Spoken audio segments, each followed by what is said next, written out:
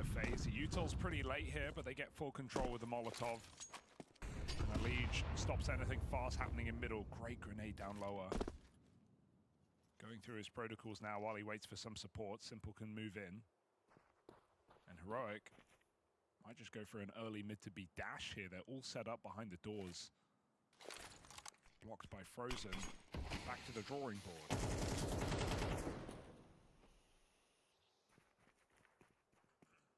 I mean, this might force them right into the hands of this kind of double-layered pad setup here from FaZe. Liege on the drop down. They've seen that they forced him off the line. But there's a lot of bodies ready to respond to a cat take here for FaZe. He's looking like a bit of a fake right now. They're going to try to get a player into spawn. A lot of teams like to flash a guy through these smokes into CT. Contact out mid in the meantime. 3A, 2B. FaZe are tunneled in. And now Linus controls the spawn. He's been able to confirm that hey, not here. They're not going to be able to rotate through CT. That gives his teammates a lot of room on this B play. But right now, the B site's holding its own. Rain and Frozen in the kill feed. Linus springs his trap, but he's left as the last man standing. And it was having his position that was supposed to safeguard the round. That was brutal for FaZe. I can't believe they get out so cleanly. It didn't... Yeah. Someone call an ambulance. They were like completely locked in. I think the big key is Frozen does a wide swing window. He doesn't give Sunpius that pick with the AWP that it felt like Heroic really needed to open up that B bomb site. Trades were horrible. No one helping out the bomb in the door. And Rain locking in that B bomb site alongside Frozen puts FaZe up to a third, puts Heroic back on pistols. Oh, he's here. Dude, I mean, Simple's so back. That's all we're learning right now. The vibe's looking electric inside of FaZe. And this is, remember, like, with everything on the line, this is Heroic who 3-0'd the previous stage. This is the best team of the previous stage. And they've been undeniable this year throughout a myriad of rosters, rumors. Heroic have stood tall. So we still have expectations, but Frozen is delivering headshots in middle. 3 quick kills, send this eco packing. I mean, look, Frozen said, right? You want to show Simple you're worth his time. That's a quote. And right now he's matching up to him on the board, both of them with just these electric starts for FaZe Clan, 5-0 apiece. Vibes really do matter though, don't they? You can just already tell. I know we're 4-0, like we're really jumping the gun here, but you know, you may as well have, have it out the holster. I don't think we are jumping Have your finger on the trigger, Harry. Turn that off safety. It's 4-0, they've almost won the major at this point. And you know FaZe could, you know deep down, even if you hate them, even if you're a denier, deep down in your heart, you know this team could win the major.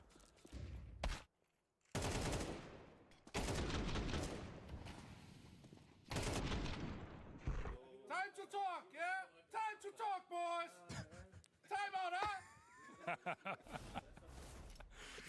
Oh, dude. And like, Carrigan seems in great spirits too. Kind of over the decline of FaZe. One of the weirder things was seeing him get a bit more like emo. You just weren't used to seeing Carrigan like that. So this is the Finn you know and love. Good util for Heroic, right? They denied an early play. Simple wanted to peek mid. He gets mollied off Cat. Hits his shot anyway. On the boost as well. You're still on that line. And X-File just runs right in. No trade allowed. Mollied off. Great grenade at long, and Frozen might go uncleared. He's going to force the peek. This could go very wrong for Heroic. 1-for-1, AWP out as Heroic tries split this site. This shot from the Simple AWP. He went back in second time. Decides that 3 is too much. That's because Long's been taken. Instead, he homes in on this long cross.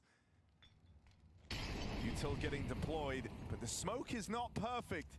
Not much of a gap. If they jump it. How quick is Simple? One man makes it in. That's Tanier with the bomb, so the plant will be found here for Heroic as they look for their first round on this T side. They're not able to outlast the Liege. Tanier, often one of the heavy hitters, someone to keep an eye on. Well, he's going to go huge here. He's lost Youngstar. The wrap in from Rain. And another round racked up for FaZe Clan. Flawless on this CT half. 5 rounds straight to open up Dust 2. It's not just that it's flawless, Harry. These rounds have not been close. The most kills Heroic have found in a round is the pistol, where they got 2. And we remember how that went. Had a max of 1 kill in gun rounds. Communication, man. Holy shit, boys. Comms are flowing, frags are flooding, and FaZe are winning 5-0. Look, the promise was, if we had rain, we beat them. And right now, FaZe are living up to their side of the bargain. Heroic too, I guess.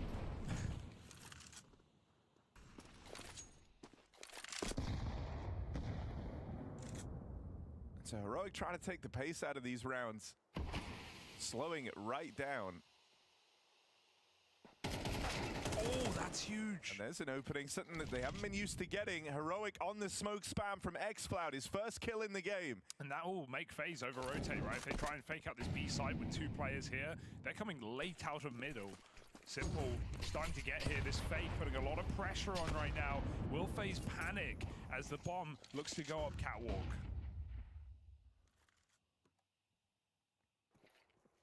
FaZe haven't fallen for this, not entirely. Carrigan and Simple stay in over towards A, and now they know they're right in this assumption. Right place, right time for Simple. See the AWP, you run away. AWP fires them away, and now they go back in the middle, right into Elijah's den. He's going to get out with one more. Frozen, Feld as well. That's the B site cracked wide open. Going to come down to this, 2v2, FaZe Clan. Moving out through middle, Simple trying to hold the cross, but there's Util here to guarantee safe passage for Heroic. Is Carrigan just going to walk this and go through? Plays on the tap of this bomb, tries to go in early. It falls to Simple in this clutch. Bomb has been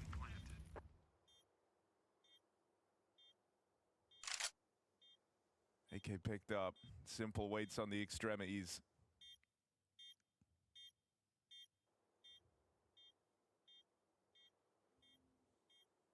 Decides to go late into this. Giving Heroic time for them to think he's saving. They get a little lax. No, they hold their ground. They stay switched on the whole time. You have to when you see it's you versus Simple in that 2v1. You know this guy's going to give it a go. Nice mid-rounding for Heroic right there. Bail out of the plan twice over. The B fake causes a bit of a ruckus. They see the AWP on catwalk. That is enough to send them back into the B bomb site again. And even though FaZe go 1-for-1, it's not always enough on Dust 2. They got a 2v2 in the post bomb. They get around. It's time for Heroic to go and to build on this first T-side round. FaZe still have a wealth of money after clean rifle rounds.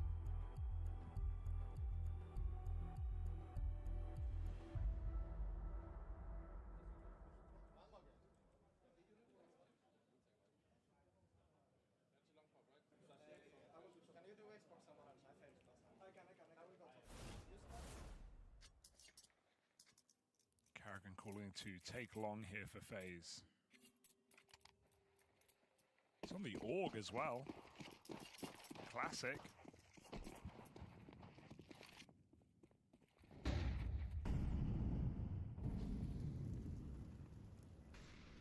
Same exact round start for Heroic.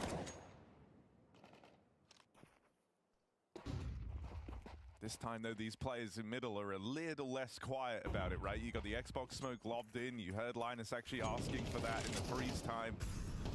So that's going to enable them to take cat control that much earlier in the round. This time it's telegraphed, though. Ooh, he doesn't know he's full blind. He's burning alive. It's awkward. Linus should be going in first now. He's set up for trades. Simple. He's got to watch out. That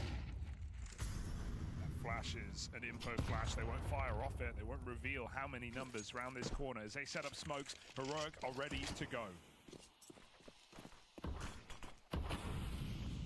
Simple underhands his smoke out around at the car, gives himself a little bit more room to work with. The AWP strikes early in this exec, and Heroic already lacking the manpower. Simple still raring to go. Managed to cross players into the site, but they need to use all this util, burn everything just to get this bomb planted, try and tee themselves up for a 3-on-5.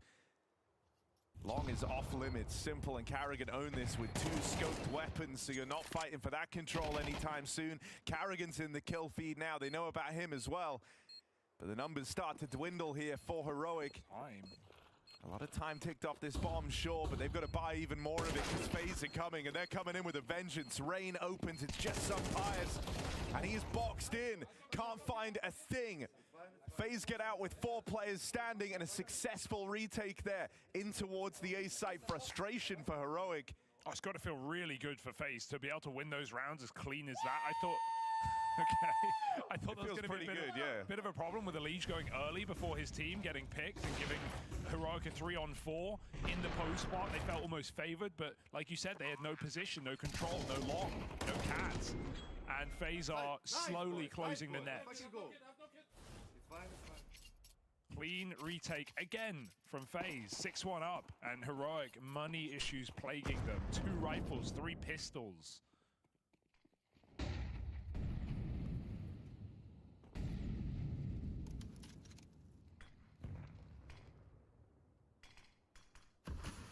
Bpop just feels like one of your only options in a round like this, and they've been getting allowed to take the A site, but not allowed to hold it. Into B to keep the attention, but it's all about this smoke push. And Frozen makes it out towards the back of Plat and is able to just trap them in the mouth of the tunnel. They get past him, sure, but there's still Rain to worry about. Linus dead in middle on this lurk. They make it past Rain, but Elige looks like he wants to play through early. Burns down a half. Plant can still be found here for Heroic. It's a while away, they got to wait for him. But he's coming in on a big old backstab, and he gets to do so quietly. Simple gonna link up with Karrigan back in the tunnels. Are you ready for 2 players coming from this position? Xcloud steals himself away, swings out now. Simple gonna catch him on that jiggle. It's just some Pius, 2 kills to his name already. Needs the ace clutch, and he can't get past the Simple AWP. Karrigan is hyped up, and justifiably so. FaZe just can't seem to set a foot wrong. Yeah, they've planted their feet in Austin, and they are looking good right now. Every player finding really clean kills, holding their positions well, and even Simple just looks more comfortable with more practice time, with some officials under his belt. Sleep paralysis demon of Youngstar tonight.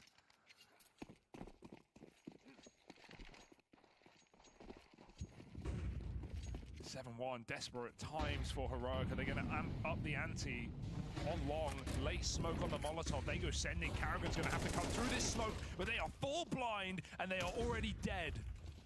Simple as that.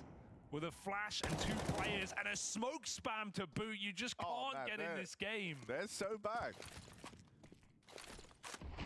Call it now. It's the first time in a while, you know, like you're watching one of the FaZe games and it's really hitting like one, right? They're getting away with strokes of genius and strokes of luck. Some Pius in the kill feed. Gonna try and get out in towards this B site. An awkward accidental jump for Youngstar, and some Pius dead. Hey guys, you know what this round is called? Anti-long pop. What did you guys do? Long pop. Come on. Step up the game. I really need to talk to them, so take a time out, I think, though. Oh my God. Oh, how can you that not got a love laugh it? out of the whole squad too. Like not even they can believe. Taking them to school. Oh, the jump. You have to laugh that off. At least Tanir's in good spirit. Oh, they're so back. Wow. My biggest regret was putting FaZe not 3-0. Yeah. Feeling that. 8-1 right now. Dink online. It's not the nade, not the nade. He'll be fine. But Heroic, nothing's coming for free right now. Nothing is guaranteed except Tanir out long, looking for something. It's about time. Tanir double up, and as quick as you like it, we're into a 2v2. Oh, but dude, Karrigan. I mean, look, he's been screaming at them all game long. 2 kills to his name in this round, 2 potentially round-defining ones at that. He's kept things even, and he's even looking for more. Carrigan plays through this smoke on the long side, and as Pius moves in to plant this bomb, he's anything but safe. Can xFlow provide the cover? No, he can't. Carrigan goes from calling the shots to being the one taking them. It's just xFlow here. 1 versus 2, and he's been spotted. That is maddening. He gets up on his feet. xFlow with a stellar 1v2 clutch. Lizard Brain right there didn't even have time to react. He flicks them both. Unbelievable headshots for xFlow. And that is a slice of reality for FaZe, who played everything otherwise well. Yeah, look, he broke his headphones. It's getting up too quick. That was unbelievable, like. Nice. Quick fix. That was wild. Great Like, shoot. you weren't ready for that. He pieced together so quickly what was about to happen. The stand up, delete the long player, flick back. Both of them had to be instant headshots. He was 1 shot from death himself the entire time. Dude, yeah. Oh. Okay, Heroic. Gotta channel that. Gotta use that right now. Are they gonna go for the full B rush after winning a gun round? Try and catch FaZe sleeping, perhaps. There's no one in the B bomb site right now. Rain's watching from across. But smokes are being lined up. He's about to be locked out. Are we looking at a 5v5B retake? Not every day you see this, and it won't be. 5v4, 5v3. Rain cuts him down. I mean, that just helped FaZe Clan out so much, right? They were set up to play retake B. Rain has thinned the herd before it's even gotten to that point. And that might force a bit of aggression out of Heroic. Desperate times calling for desperate measures. xFlow falls in the window. And it's just Tania and Pius, 2 versus 5. FaZe are closing this net around the B site right now. Flashes in, Pius dead, Tania 1v5, and they've got him in a box. That is a crisp, clean retake, and a quick return to form from FaZe Clan after getting 1v2'd in the round prior. Yeah, an experienced play for Rain, right? He sees he plays outside the B bomb site, sees the smokes coming in, and what do Heroic do? They push before the smokes are bloomed. He gets 2 kills for free while they're crossing. They're not even ready for fights from that position. Heroic don't wait for their util to bloom, and FaZe take another flawless round. Couple of moments in this game for Heroic, but every round they lose just feels dominant. 3rd timeout in the first half.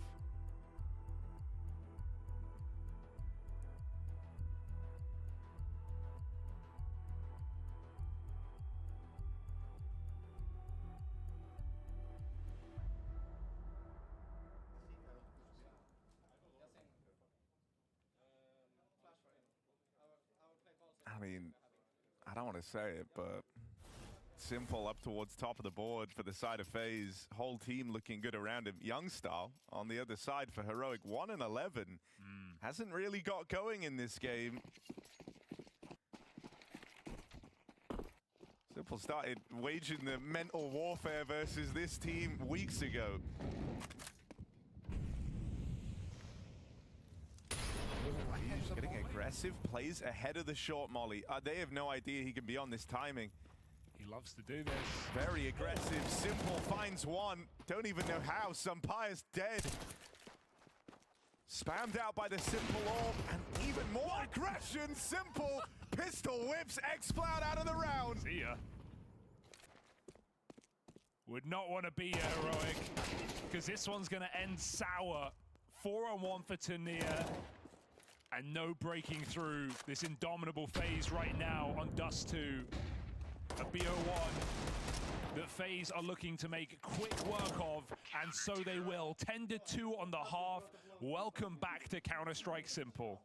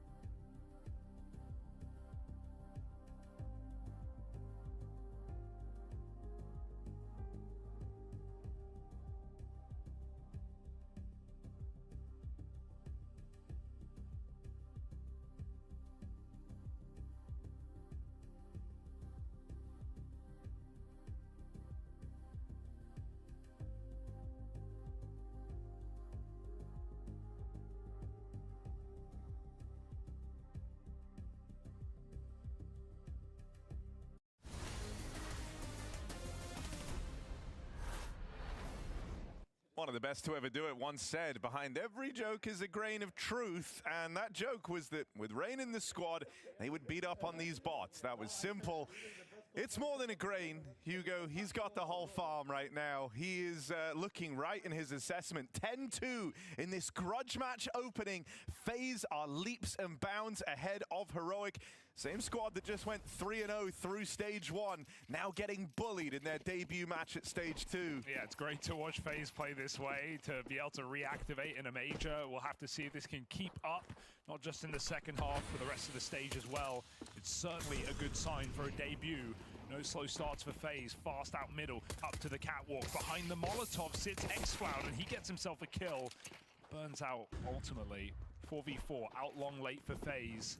Linus is here, and he's got nowhere to go. He's got to fight, and Simple will meet him there. FaZe starting to scale, and Pius alone. Oh, he's heard Elige. Knows he's found this little gap to get past him.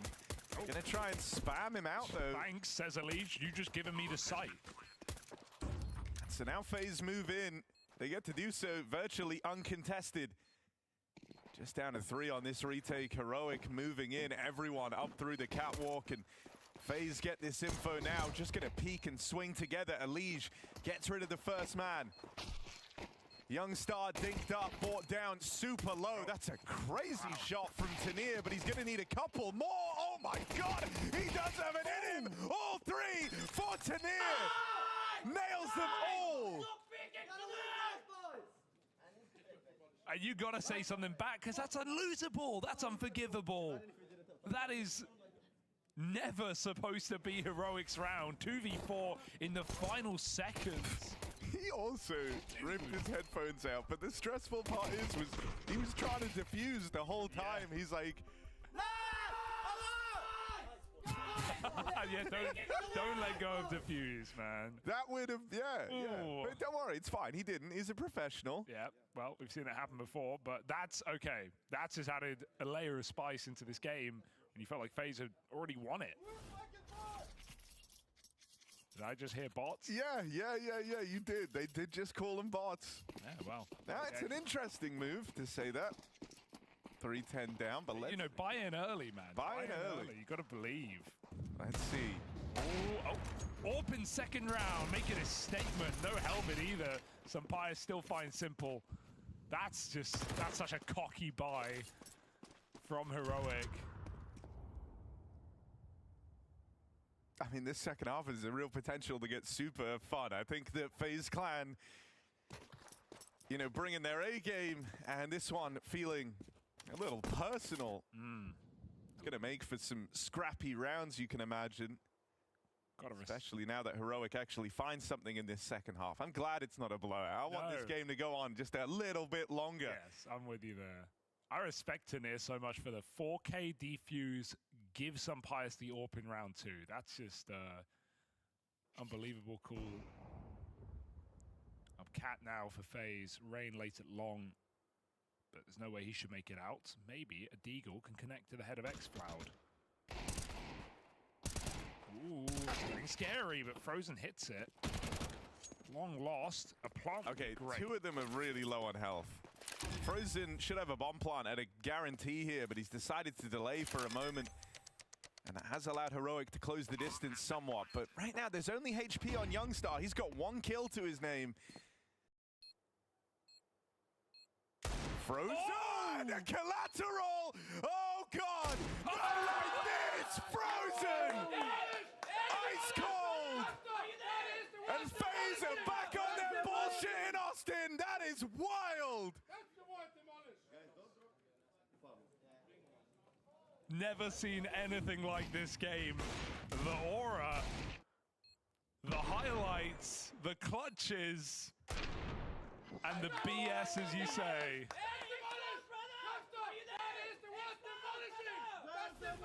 Everyone's taking part here for FaZe. Full eco win. A collateral Deagle to do it. You called it as well. You said no one's got health, and that's how he wins the round. Youngstar 1-14.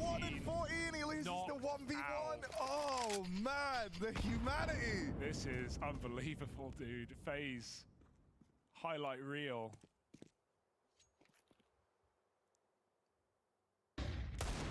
And you've given the second round AWP over Yeah, to make matters worse.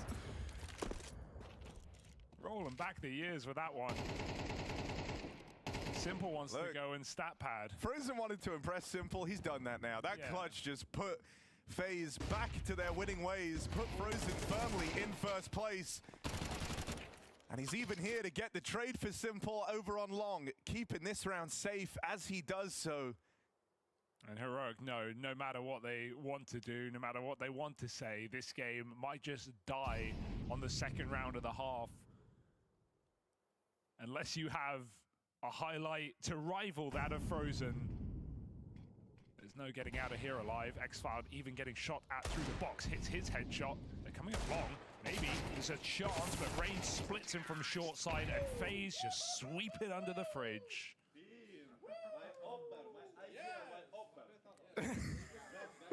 My AWP, my IGL. Oh, it's just such a good watch. And that always used to be the case with FaZe, right? At bare minimum, they were the most entertaining team. I'm entertained. Yeah, it's give me this FaZe and give me it for the rest of the major. FaZe Clan and the runaway success to open in stage 2. 20-5 for Frozen, 15-5 for Simple as he finds another shot on a jiggle out. The shots he's hitting as well have been really, really clean. Yeah, these aren't the 3 AM Face It demos I've been seeing from Simple. This is a different beast. This is a guy who has something to prove. A fire lit under him, thanks to Heroic. And he is doing good on his smack talk right now. Give him the fights. He'll take them. The whole round is just 2 guys peeking each other in middle. No one's doing anything. Finally, FaZe say enough's enough. Going for this B play to finish Heroic off. And I mean, you know, this is a FaZe Clan who have been in both the major finals in CS2. One of them coming at a time where it really did come out of left field. That wasn't FaZe in their prime, at their best. And now this squad, after disappointment in Dallas in the debut was Simple, but with Skulls in to replace Rain, you weren't confident that they were going to come through swinging. But my God, if this is the form we're getting, who knows where the limit lies for FaZe Clan. Pius, I think he knows this one's over, but AK picked up. He's going to embark on the 1v3 out towards the tunnels. Well, he had Simple, his 17th kill of the game. He's scoped up on this line, and the AWP nails the shot. FaZe Clan run away with the victory, and they let Heroic know about it. Yeah, Heroic may work hard, but FaZe Clan play harder, and they talk trash every step of the way. A dominant victory for FaZe as they debut in Austin. 13-3 is a sign of what's to come for the rest of this week. Yeah, the aura undeniable. And for Heroic, a beating they won't soon forget. Smiles all round at the end of this one. Young Star first on the dap-ups. He was the guy getting bullied. He was the one at the kind of center of this bots beef between FaZe and Heroic. And boy, they make him look like one. Yeah, a clash of royalty between Simple and Youngstar, and Simple's definitely the king after that one. A very reassuring look, not just from him as an individual, but FaZe across the board. Vibes, fantastic. Frozen in high spirits, playing excellent, and some clutches in there just to remind you exactly the type of FaZe that we've got on our screens. Man, I'm excited for this week. I'm excited for the rest of the day, and FaZe adding aura to Counter-Strike once again. An incredible start here for FaZe and for Carrigan, and woo, woo, woo, woo. Yeah, woo. The whole time we started this from the beginning again. You seem more energetic and louder than normal, mate. Yeah, normally the tension's not high in first match for me of a tournament, but when I saw Heroic, I had to look through some interviews and look through some statistics. I'm like, okay, these guys really want to beat us. Yeah. Normally people don't talk to me after a game. I'm fine with shouting between games, but last time Exploit was shouting at me after game, so I was like, all right, now we have only one stand-in, so that's kind of embarrassment losing to a stand-in. And for you guys, I've got to ask, do you feel like you were gifted something here with the Dust 2 coming in? Because I didn't think they were going to give you that. No, for some reason I think they feed our newbies. I mean, I don't want to talk too much about map pool, right? This is the first time I play official with Simple and Dust 2. And he did a great job, and I think at least controlling the CD side really good. And we're reading them what was expected in some few rounds. So overall, I think this is a great start to the tournament. It definitely was a great start to the tournament. How good are you feeling coming into this stage of the major, though, and just off the back of that boot camp? How much of a different phase should we expect right now? I think it's hard to say, right? This is a good start to the tournament. The first day of a major is really important. We have a long stage ahead of us, and then hopefully a stage 3 as well, right? But all, I think we sacrifice a lot doing the boot camp, being here for like 12 days. Rain just had his kid, and he's away for 12 days right off the bat, right? So we're all here to do what we can, and often at the last 3 majors, we've always been counted out. So I'm just happy people count us out again. Well, I don't think they'll do it after this one. A great start here for FaZe. Yeah, a lovely start here from FaZe, and obviously a nice build-up on this little tweet as Simple stepped in as the stand-in. All-in move from Kerrigan. We are going for the trophy at the major, even if Sasha's only a stand-in. I know we can win. I mean, after that display, it's kind of hard to mess with it. They did just beat the 3-0 from stage 1, and they did it without breaking a single sweat. That was pure dominance all the way through. You could point to every single player on FaZe. They had a moment, and if they didn't really have a moment, they were yelling across the room and creating a moment. I was going to say, the nice thing is they had a united enemy on the other side that everyone really wanted to be. Everyone on the team took that personally. You fire up a FaZe clan like this, and this is what you're going to get. But if that's the attitude and the energy they're going to have in all their games throughout this stage, I mean, I struggle to think of who's going to beat them. Simple, you're supposed to be rusty, bro. Take your time. These are face-it numbers, man. This is pug numbers. This is not supposed to be what you get in a major. Yeah, he came in sharp, he came in crispy, and well, I know you already said he's back, but Jason, you're a little bit more convinced? Yeah, I mean, this is better. It looks better than I would have expected. I need a bigger sample size. I need a bigger sample size. He's back, Jason. He's back. You've never heard me say the word sample size in my life. Yeah, I mean, I don't know. Let's see how this continues to go on. But certainly in this game, highly motivated across the board. And look, whatever I think of whether Simple is going to make it back full time or not, the game is better when he's playing like this. The game is better when he's creating energy like this in these matches, and he's going in interviews and saying, "We're going to beat these bots." Like, it's better with him at this level.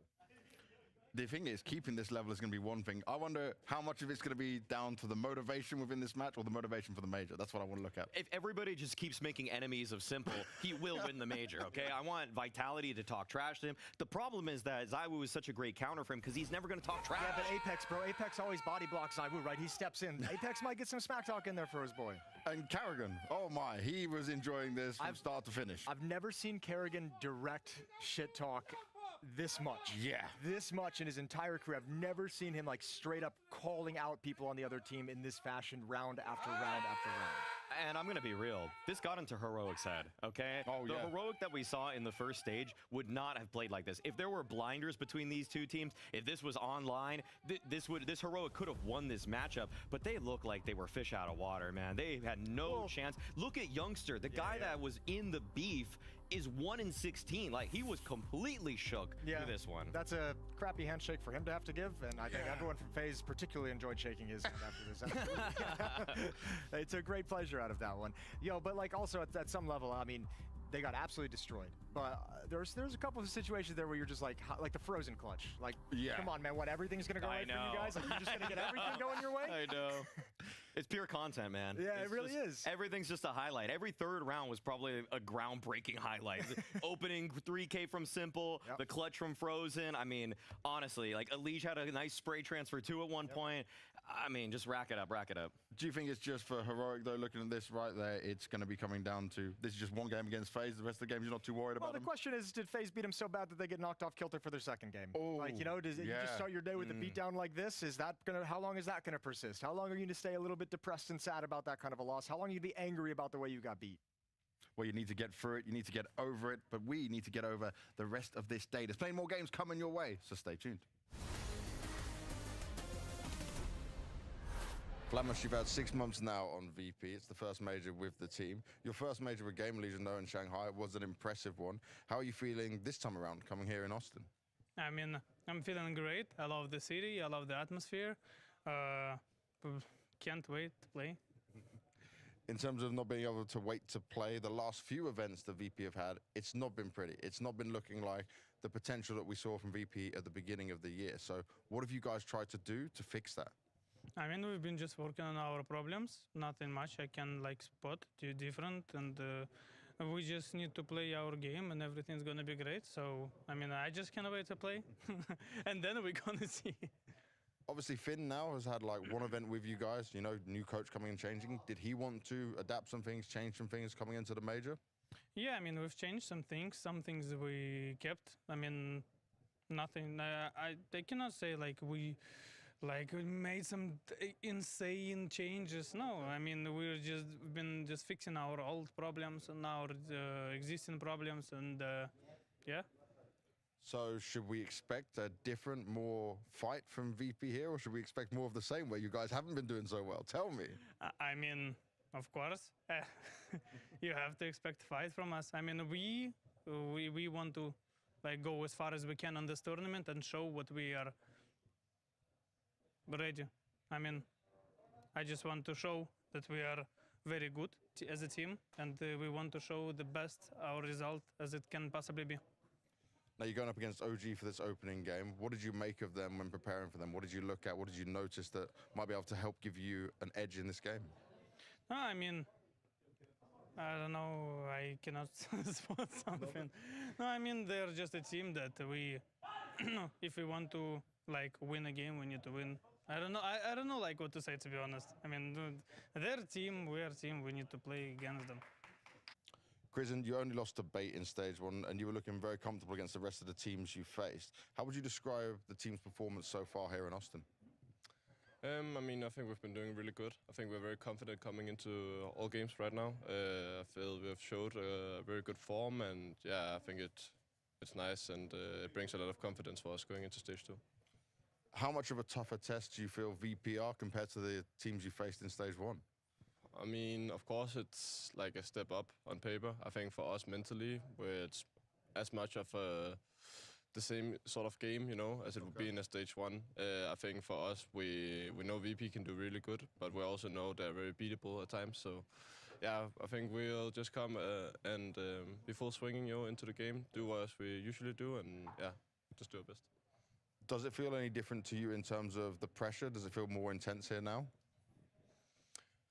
No, I wouldn't say so. I think actually a lot of the pressure got taken away from us. I think our initial goal, of course, was to come to stage 2. I think we want to go far, of course, and we know for us the sky's the limit. But the competition here is really good. So yeah, we're just gonna have to take it game by game. And I mean, I don't see a reason why we couldn't go all the way.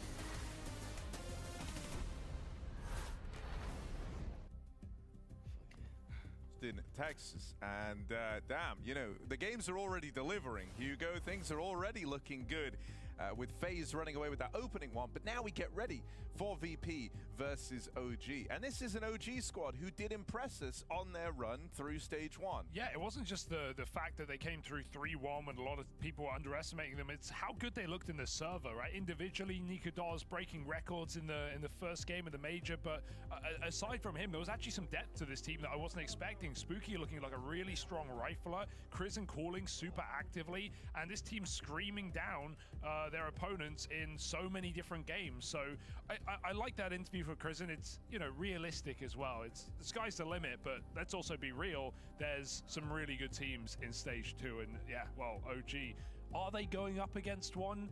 I can't say for sure. VP have had some serious waning form for a long time now, but this is what Maui said in the green room coming into this game. He said, as soon as you're ready to count VP out, that's when they just go on a run and they just win something, or they make a deep playoff appearance. And you're like, oh, okay, I guess they're back. Is that the VP we're going to get at the major? No signs, no reasons to believe it, but that's the VP we know and hate. Yeah, you know, I mean, we just saw them very recently kind of fail to find success from like a 2-0 position in Kazakhstan for PGL Astana. They fell down there, right? One game short of the playoffs, and that was from a good spot. So had some problems in the Swiss system. Have VP. Let's see if this major is going to be a repeat of that, or if they come in fighting form. Yeah, this has often been a team in the last few years, we've said, where a lot of CIS rifles, strong, upcoming young rifles have gone, and kind of, you know, lost their way, kind of died in the midst. So, you know, when we saw Flammers appear, the Shanghai Major make, you know, such a incredible debut to Tier 1 and then get picked up by this team, we hoped he would get better, he would improve, but I think he's also been struggling to find his place inside of VP. I never know what to expect from a VP game. I know they can win any match, definitely a match like this where they're favorites, but OG are going to have fire in their belly. They've got a reason to compete today. They came through really, really well in that previous stage, so I think OG are the team I'm looking out for today at least. I mean, OG even as a squad, like very, very conscious as well in the big picture of how this affects things like VRS and whatnot, right? So all the wins are that much more impactful to OG if they're able to get away from them, because they are one of these squads that have, you know, slipped on down the rankings and never went on to recover, right? I think BO1 on Inferno is a very difficult place to meet VP here, especially considering we saw OG lose this in the one time they played it against Bait. Maps like Ancient were far more their cup of tea. So, not an easy game by any means. VP will grind you down. That much we know.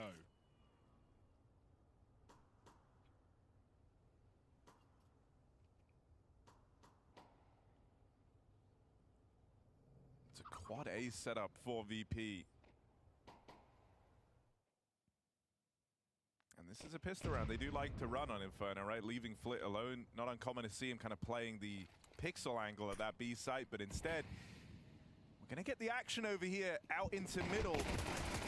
Electronic farms the first two that come his way, and here's the help. Fame doubles up on the apartments. This pistol round decisively looking to go VP's way. Just Spooky left up in this one.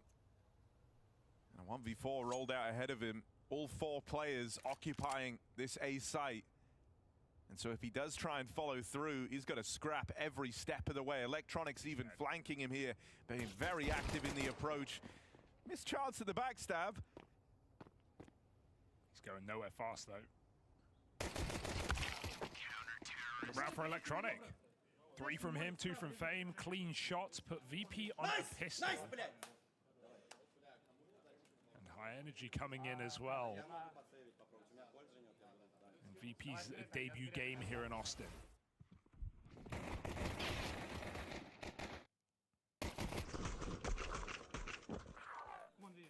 I mean, we got to see Electronic and Fame yesterday in our media day, Hugo. They seemed in very good spirits, which is nice. Certainly seen this team rock up to events before feeling a little sour. Yeah.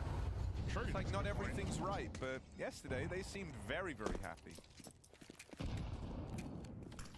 Maybe too happy. What have they got up their sleeve, Harry? Yeah, it makes me nervous. I do think Inferno is like the worst place to meet VP in this opening game. I think OG are going to be playing pretty slow here as a result. Maybe they don't have their same wild energy, you know, that they do on maps like Nuke and Ancient, where they are playing very fast CS and just going for site rushes. I think it's a lot harder to get away with it here on Inferno. Again, solo B, good luck, Fame. You've got no support, you've got to play retake. So Forcebite gets OG in, and considering VP have no kills, this is going to be a very hard post-spawn to break into, even with the advantages. Need this smoke span to connect something to give VP a shot. OG have the trades available.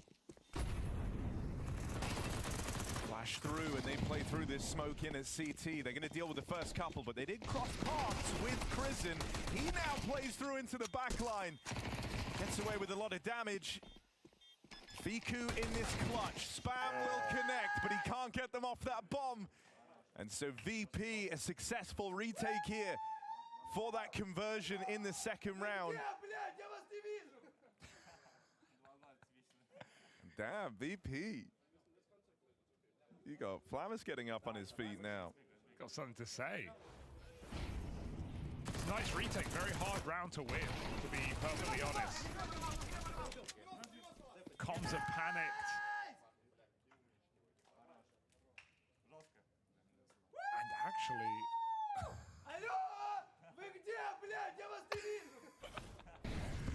and they buy again. OG want to keep the times rolling. Are they good? Are they bad? Who knows, but they're here. Mac 10s, 1 AK, Fiku trying to force the opener. Oh, needs that smoke. Stalled out. It's going to be a bit of this.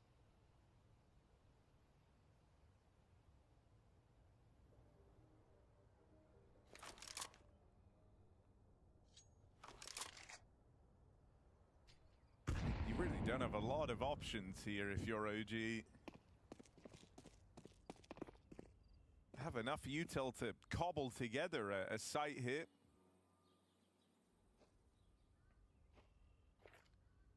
But there's a few things that could make you nervous in this round. They've got to do a bit more to try and get some of this util out of VP. And they'll be doing that now over here towards this B site, forcing some of these smokes and mollies to get burnt through.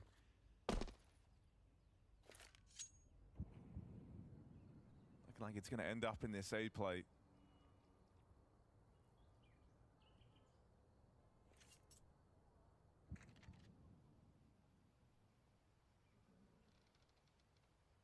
Flammer still has nades to work with here. Yeah, 20 seconds. You get a molly down, you're going to really roast this round. There it is. Here's That's the big tag. info. Yeah, you do a hell of a lot with that. Now you know about the presence of this player in the apartments. He tries to focus up on the short side. It falls to Icy to reel them in. 8 seconds here. You've got to get past Electronic, and the captain just isn't going down with his ship. Electronic finds second life for VP there and stops that site hit in its tracks. Sick sequence from Electronic, right? Some classic Electronic plays. A player who's obviously waned in form since becoming an in-game leader. Well, that's a great highlight there at the perfect time to keep VP in full control of this game. The back-to-back force buys put down by Electronic. Slick movement behind the site. And OG game plan has kind of gone astray early in this map. They've got to take an eco now. I mean, look, we just watched Simple roll back the years and look lights out. Electronic is now doing the same. 7-0 to open up this game.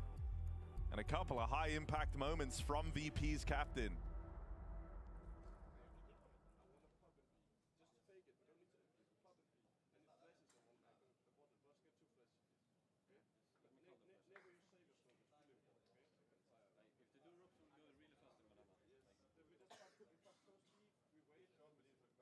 I mean, that's always been kind of one of the back burner comments around this VP squad is, you know, you kind of knew what Electronic was capable of in former squads. Thinking back mainly, you think about Electronic and just how good he was to his time on that Na'Vi squad.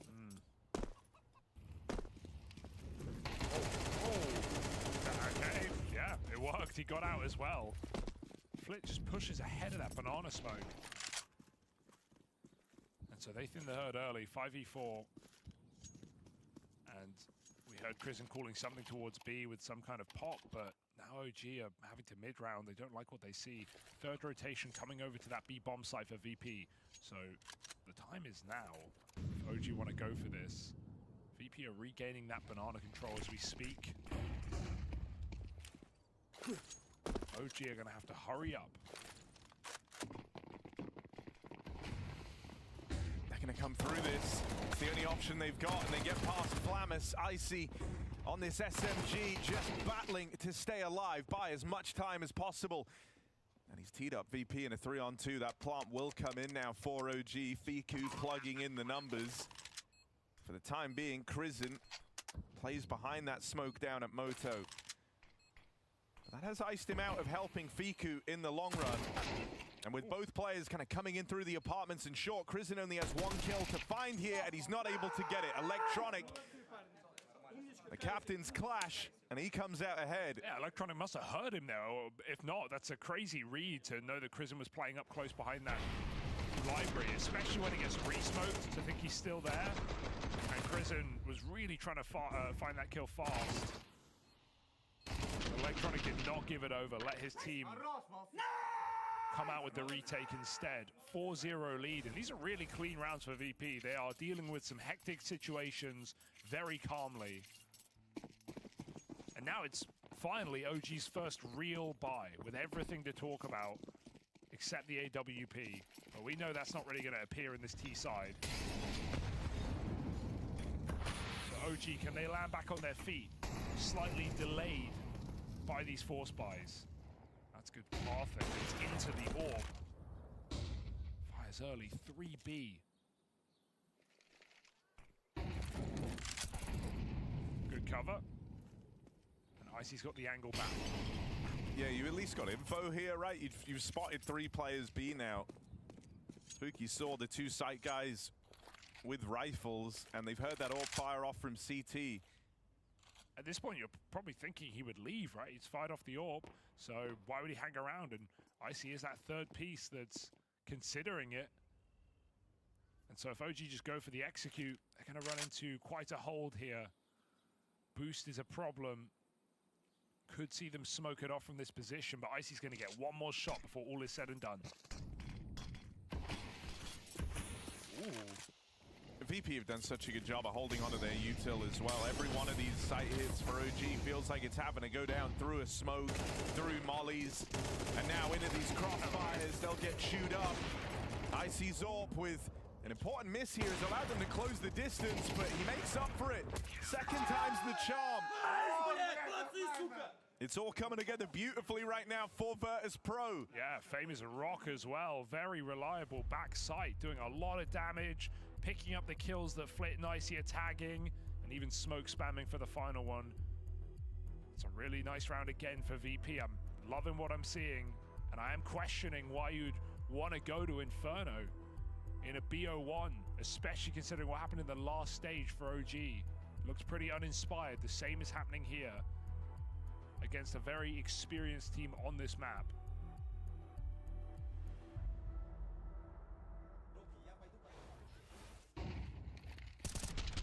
And yeah, we don't get the OG that we've been seeing in stage 1, like very fast CS, very reactive CS. It's not the map that allows you to do that. I think, you know, there was always, just with the kind of nature of how this OG team is built, it is a bunch of, you know, young players, and sure, there are some more experienced pieces in there, but you don't have, you know, like anyone on the same type of level as like an Electronic in these teams. I mean, pound for pound, VP beat them on experience across the board. You know, even their kind of most grizzled player in like a Nikados has had surprising success at majors, sure, but yeah, just surprising because of how many different teams and different majors he was at. But you know, always an underdog in them. Yes. Doesn't change here. 5v4, 2 guns available. And the orb smoked off as well. Icy's going to try and keep the pressure on, break it. He's taking his time though, they are already out middle. He's playing with them, doesn't want to commit to that peak. Trusts in his site players to hold down, and Flamus is pushing in to force a kill. There are knives out round this corner. They better be ready. Oh dear, bit of a catch. Covered by his teammate though, Electronic makes it even. 10-0.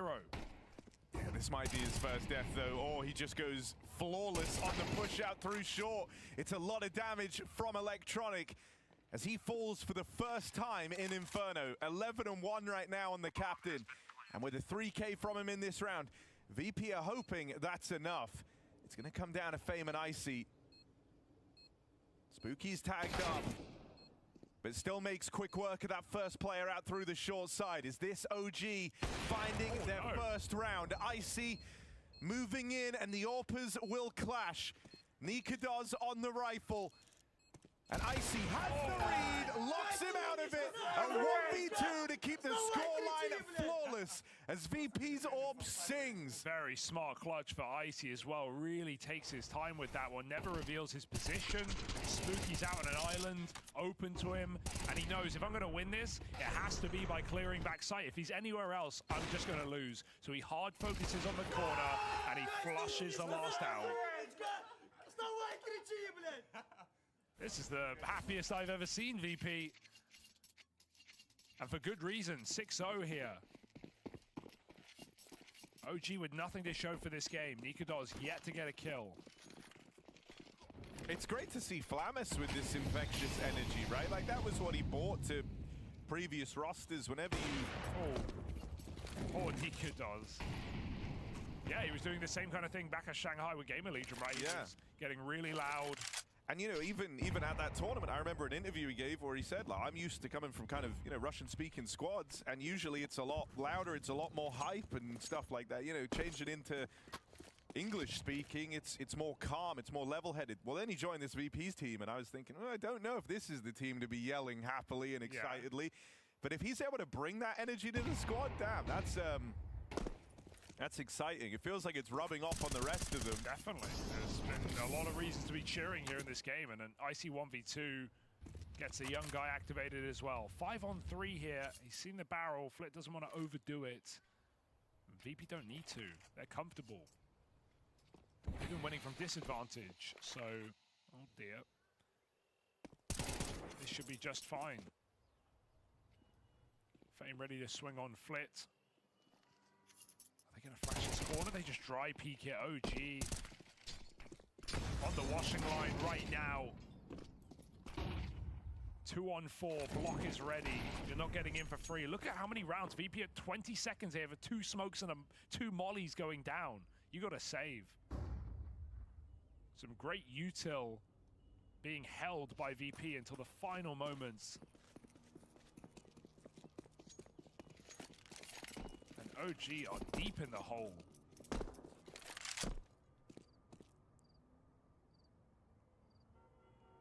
Counter-terrorists win.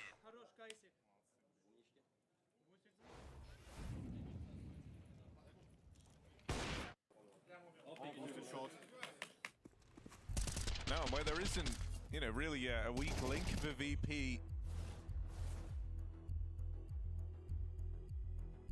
This isn't a war of stars. Nika does. The Phantom Menace, he's gone missing in this game. He started off this major run with a record setting 3.08 rating.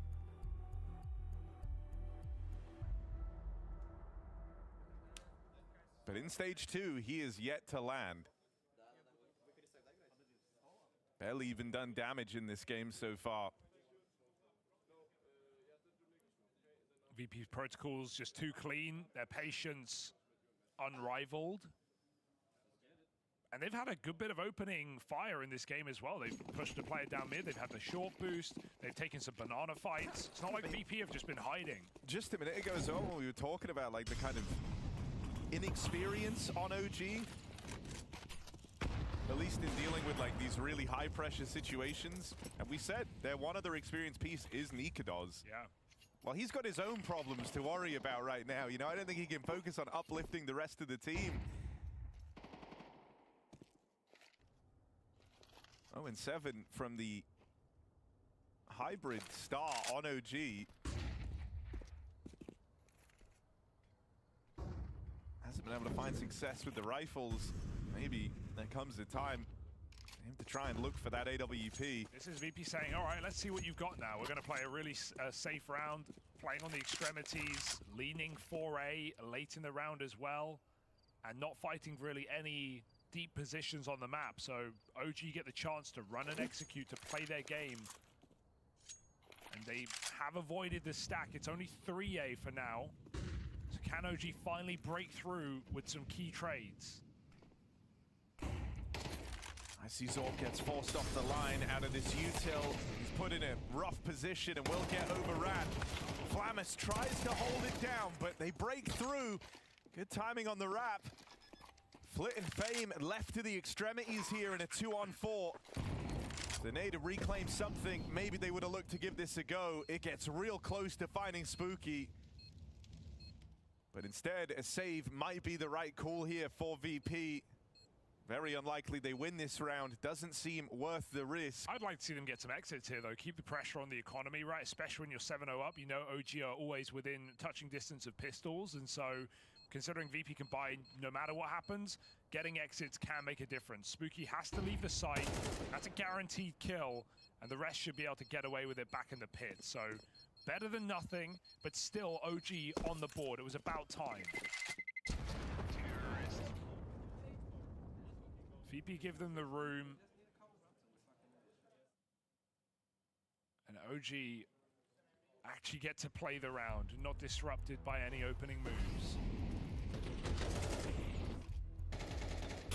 For a limited bit of util OG had, they used it very well as well there, flushing out the AWP, Moto smoke.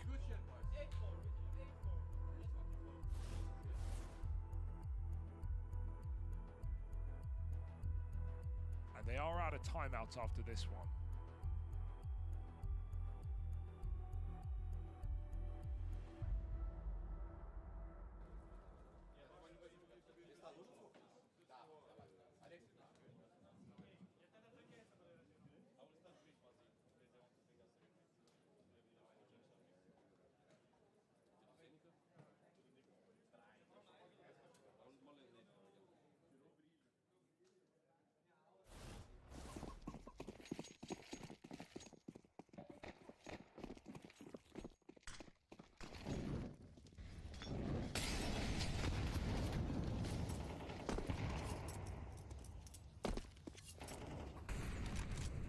Icy looking eager.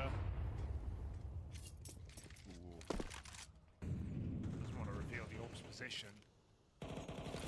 Electronic was edging back towards CT, but going to stay on the A site. Gets taken. Icy could just walk a couple steps forward.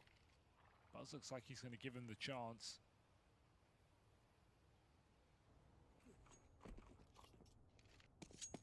And after taking middle, despite VP not re-clearing it, they still go for the B gamble. They've got a great read of this situation.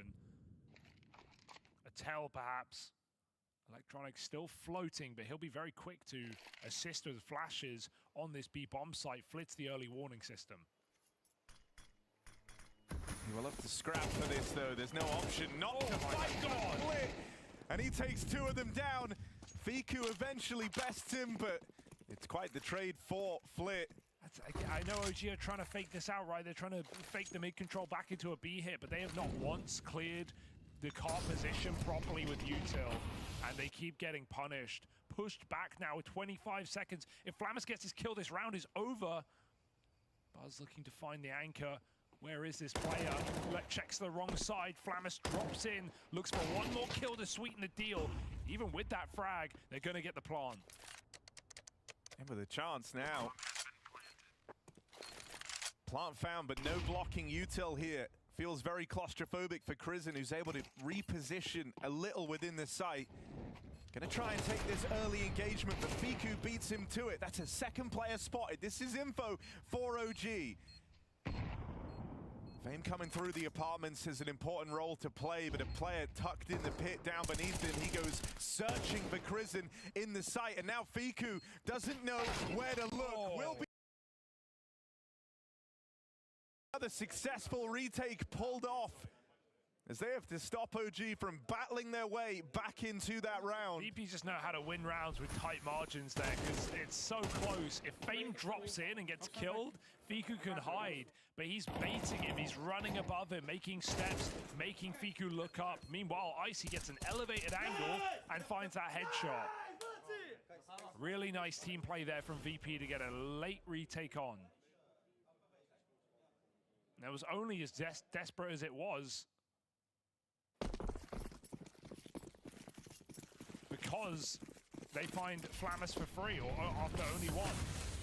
Flamus had enough of playing late round. He goes early, forcing the kill onto Buzz and even getting out. All right, Nico's on this AWP.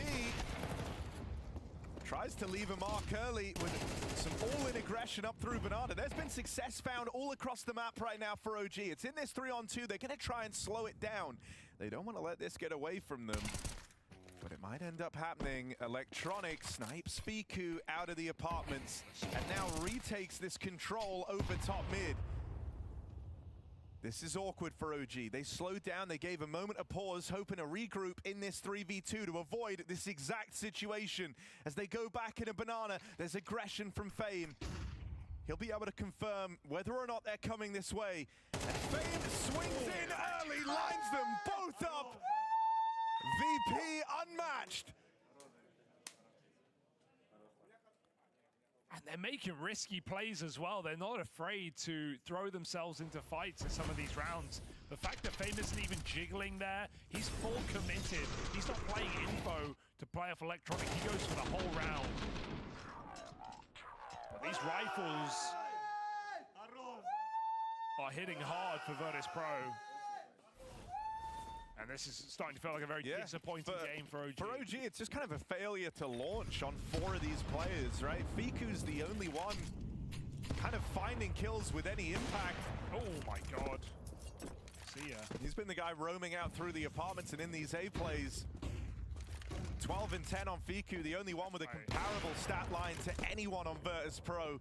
And he's just been knocked out of this Tech 9 round now.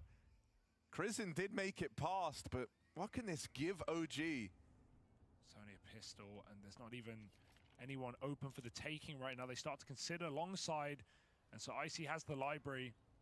VP no spawns corrupted. They don't force any plays. They sit back 5v3 in good setups. And OG just getting their time wasted here. And in stage 1, it felt like whenever you'd see OG call in these kind of slowdowns in the mid-round, eventually teams would get curious. They would give them a peek. But VP are not that type of squad, especially not in a 5v3 like this. They know all the pressure's on OG to make the move. They've got faith in the setup here over towards A. And this crossfire between Graveyard and Sight on Icy and Co is going to be brutal to get past. You're so tunnel visioned on the AWP, you never even think to check for electronic. That's awkward. That's a full team flash for Crizin as well. So even though Icy got caught a little bit out of position, there was no way they could get the kill. Awkward flash. But that was already felt like a unwinnable round for OG. Icy's playing great right now. Nailing his shots.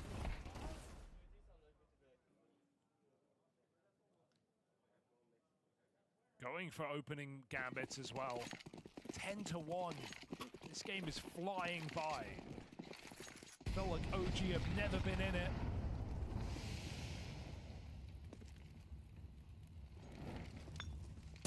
Oh, flip. Okay, finally punished. Orbis is shot down middle as well. They're speeding up towards the B site. The AK sprays for one. Are you ready for another man here? Fame back sight. Spooky jumps in. And OG might have caught the last train out of this T side.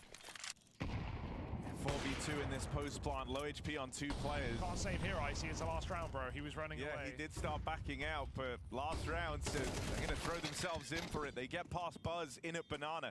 Low HP on Nikodos and Spooky. Don't lose this. But it's Fiku with full health, 12 kills deep, that gives you some faith here. Good chunk of time ticked off this bomb already. And feeling too late for Virtus Pro to win this one out. They cross in, but this is desperate. Nothing being offered by OG. Defuse stuck, defuse denied. And OG pull up with 2 rounds on this T side. As to whether or not that's going to be enough to see them through the rest of Inferno, well, VP might have other ideas.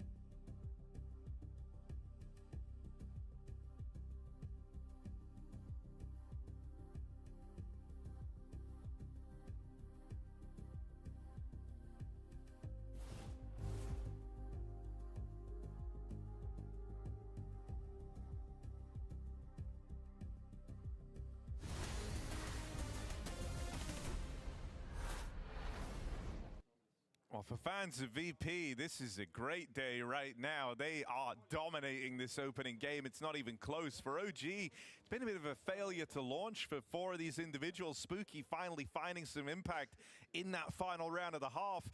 A welcome addition in firepower, sure, but you can't help but feel like it's come far too late in this game. Only Fiku firing for OG, a squad that impressed us on their run through stage 1.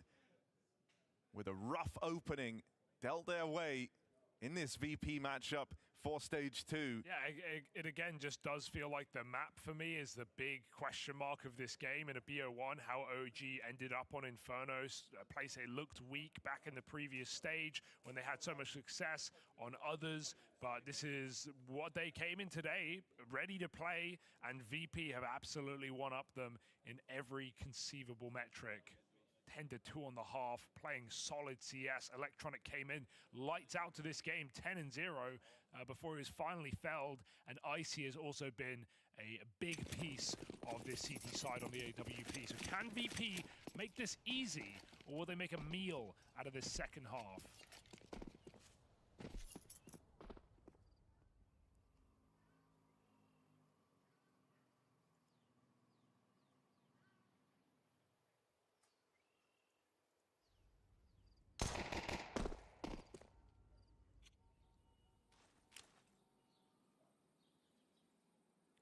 Flit snuck in. He knows he's beat the jiggle, he's beat the timing. There's still cover, but where's the kill? Nothing. He's anti-flash. Crimson late to the party. Still makes up for it. Blows out 2 birthday candles. Can he do any more? No. Bomb plant going to be coming in for VP. And OG asked a difficult question. Yeah, do they have the metal to stick the landing on this retake? Blocked right now is Nika does, but he's waiting for his teammates on the banana side. Molly on the bomb, cheeky. There's no kit. And Electronic is just waiting as long as he can, letting his teammates take the contact first. That's 2 players spotted in at the back of Dark. Nikados has to try and deal with them, but Electronic's got the cover. That Molly's come out. Knife pulled, Electronic!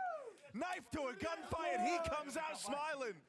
That's a statement right there. Didn't even need to do that. The Molly already won in the round, so he gets style points on top of a 10-round half. That's a great round for Electronic. Add it to the many. And Flip realized he hit some great timing there to sneak in past the jiggling CT.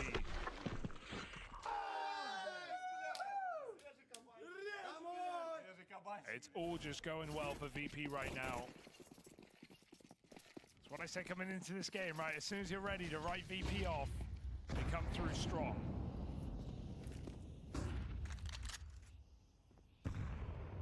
Still higher mountains to climb, though, without a doubt for VP. The fashion in which they're playing right now is very reassuring to a team whose stock was low coming into the major. Yeah, you know, and I think it's also like who you're getting performing right now. Fame looking really, really solid. Electronic there alongside him. They're the 2 riflers that have been having a lot of impact. Icy's AWP also some swings and misses in there, but definitely exerted a lot of control over that first half. A lot of noise made at B, and this stack just rotates. OG had almost everyone at A. They now go back to this B bomb site while VP pull the wall over their eyes. A 1-2 setup here, but if Flamus comes out apps, it's going to be a big problem here for OG. And this is all a fake on the B bomb site, but they are biting down on it right now. Flick gets into Dude, he keeps finding these little gaps. Even the knowledge that he's just crossed paths with a player in this smoke. Spooky's been whittled down, dead by 1,000 cuts, but he keeps living.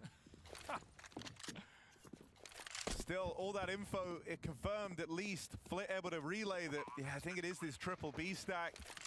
Snuck past 2 of them. Yeah, and Flamus came out apps, which, as I was saying, if that happens, it's over because OG are double short. No eyes on that position.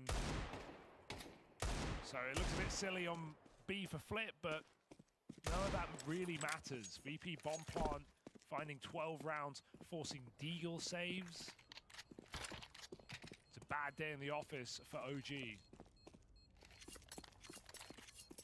On the flip side, though, for a squad that form seems to change on an event to an event, maybe even a day-by-day basis, this is a promising initial showing for Virtus Pro. Yeah, especially when in day one of a stage of a major like this, you get to play 2 BO1s, right? So if you win your first, you win it dominantly, you're feeling really good, you come in later and you do it again, boom, you've got 3 BO3s and you got to win 1. Even though we see a lot of teams do choke those 2-0 leads, it just puts you in such a potent position to make it to the next stage.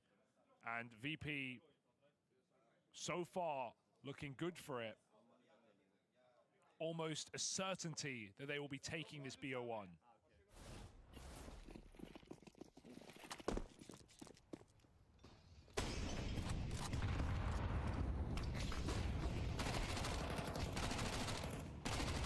And looking to get there very, very quickly. They're playing with a pace in this round, knowing there's not much to go up against.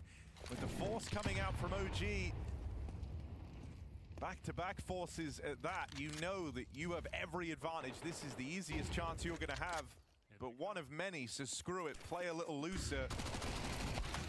Flip farms in at the top of Banana. Once again, he's got the info, guys. It's another B stack, and so VP just pick up the pace with an A hit now. Yeah, one guy in the site and it's Buzz with a single kill to his name. VP getting closer in the halls. And even though OG know that info goes both ways, they rotate as well. VP still have the advantage, even into the stack. Smoke on the moto side, VP moving in.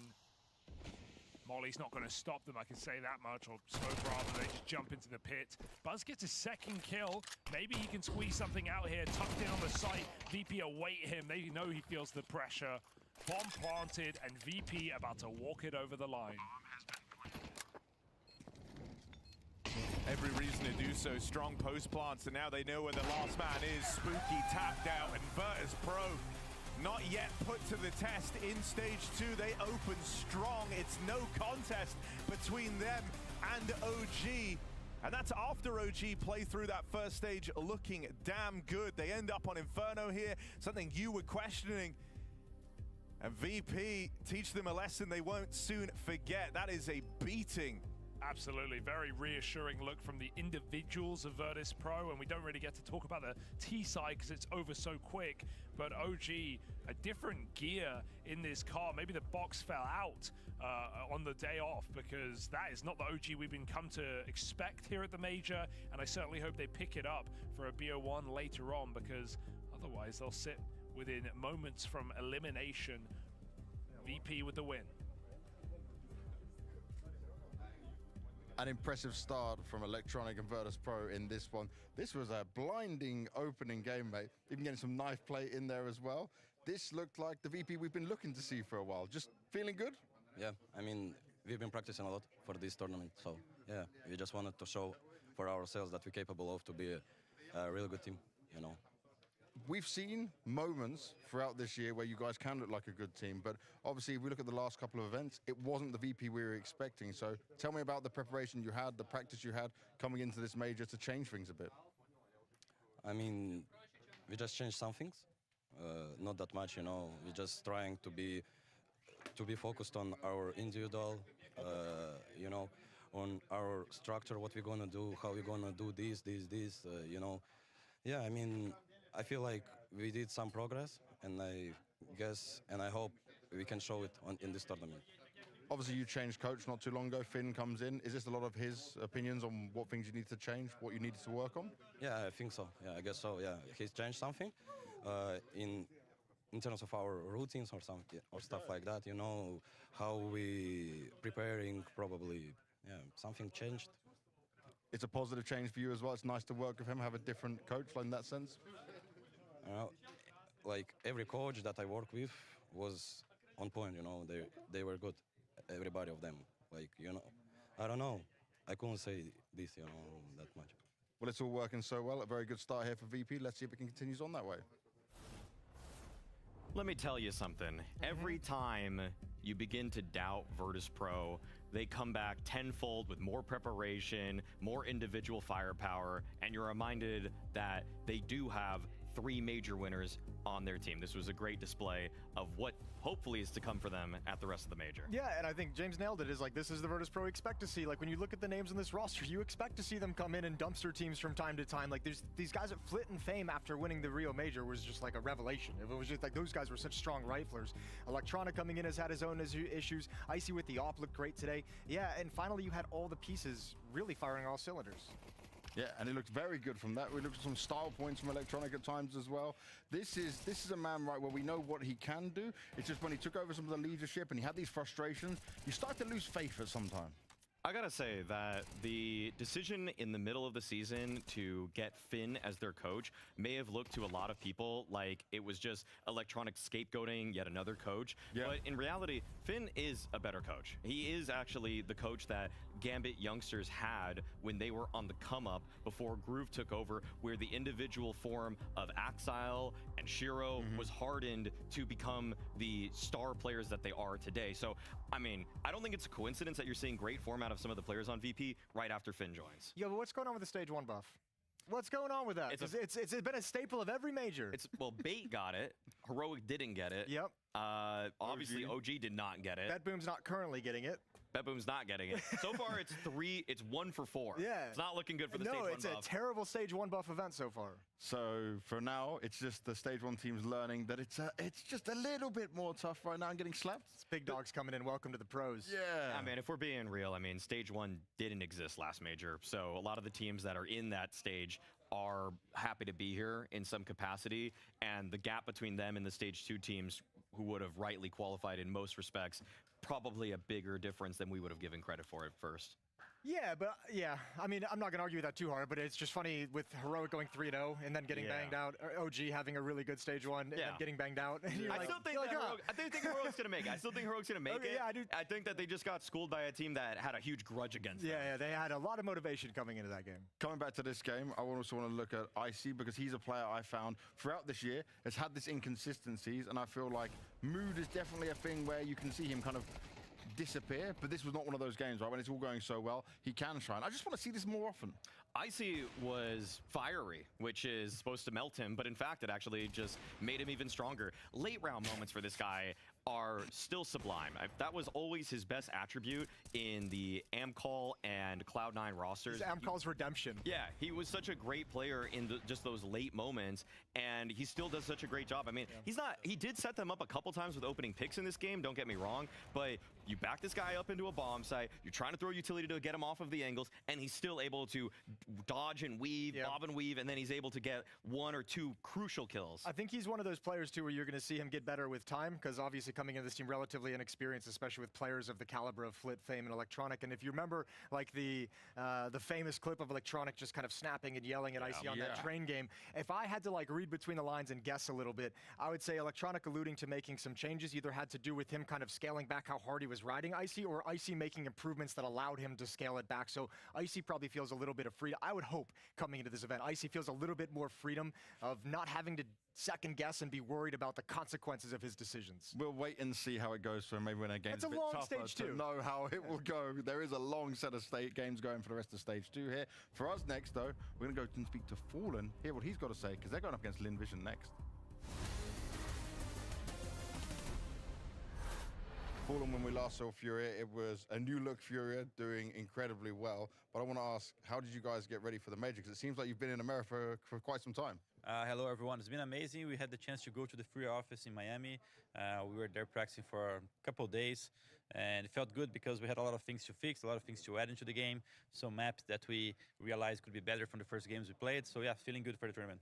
When you say a couple of days, can you let me in on how long the boot camp was, how much practice time you were able to get? We were able to get like 12 to 15 days of prac. Yeah, it was very, very good. And yeah, I'm very excited to play this tournament. Now, obviously, it was very exciting when we saw Molodor and Yakinda come in. We saw just a new bit of life come into Furia. But when you go through these things, you know, you're adding more structure, adding more game plan to it all. Do you feel like you guys have another level you can hit? Do you feel like there's been big improvements? Yeah, definitely. There's a little bit of getting used to some roles, just like the roles have been playing, getting used to communication. And also, I think we with the pickups we had, like Modo is playing very well. Yakidar is helping on a lot of things, not only on the kills, but helping us to structure defenses and stuff like that. So there have been a great addition to the team. When you say structured defense as well, so he's like maybe your second voice helping at the moment? Yeah, he definitely helps a lot, mainly on the CT side, but he does help on the T side as well. That's great to hear. Now, for you, we were very impressed of you picking up the rifle, what you were able to do, how you were feeling out the map. How much do you feel like your just years of experience in the game sense you have is helping you kind of flourish in this role? I'm having a lot of fun playing this new role because it's a role that I always paying attention as an AWPer to how people are playing their positions because of the IGL sense as well. But to be playing those positions is a different feeling. So I kind of already knew many of those things that those roles requires. But once you step in their shoes, there's a little bit more to it. So you kind of realize it. And it's been fun because for me, every game, every practice, there's something new to learn. There's adjustments to be made. And it feels great when I can perform with the rifle. So yeah, for me, it's been very fun. Do you feel like you understand all the timings quite well? Sometimes, yeah. Sometimes I learn few things here and there. But yeah, it's all about the technique. I think the positions I'm playing, it's all about making sure they cannot exploit you too easily on the openings and stuff like that, and hitting the shots. So yeah. You're going up against Lin Vision. Obviously, you faced them not too long ago in Dallas as well, so you have an idea of how to play against these guys. Is this a team where you're comfortable in terms of stylistically and how they play, just going up against them? I think it's a good matchup for us for the first game compared to the other teams we could be facing. There's a lot of good teams on this stage. And Livision has been hot because they just came from the other group. And that quite can play a role in the first games. It's a best of one, so we have no time to go slow in the beginning. So I'm hoping to a good match. I think they have been playing good CS. Asian CS overall, I think, improved so much, and it's great to see. Well, that was Fallen, but let's take a look at this from Yakinda on Furia's major chances. He says, maybe I'm naive, but I truly believe we can win the major. I love the confidence. Oh, dear. Hey, I love the optimism. You know, I think obviously it's probably a bit early in this Furia project, but at the same time, they came out on a honeymoon and absolutely showed their worth in Astana. Right, we had young Molodoi Kazakh player in front of the home crowd, managing to get some good games in the arena, get a map off of Spirit. There was a lot to like about this Furia debut. Sure, Dallas, they just disappeared, but they came off the back of flying cross-continent to get there, barely made their game in time. And so I think now, after Fallen said we've had a couple of weeks of prac, let's see what Furia have really got to show.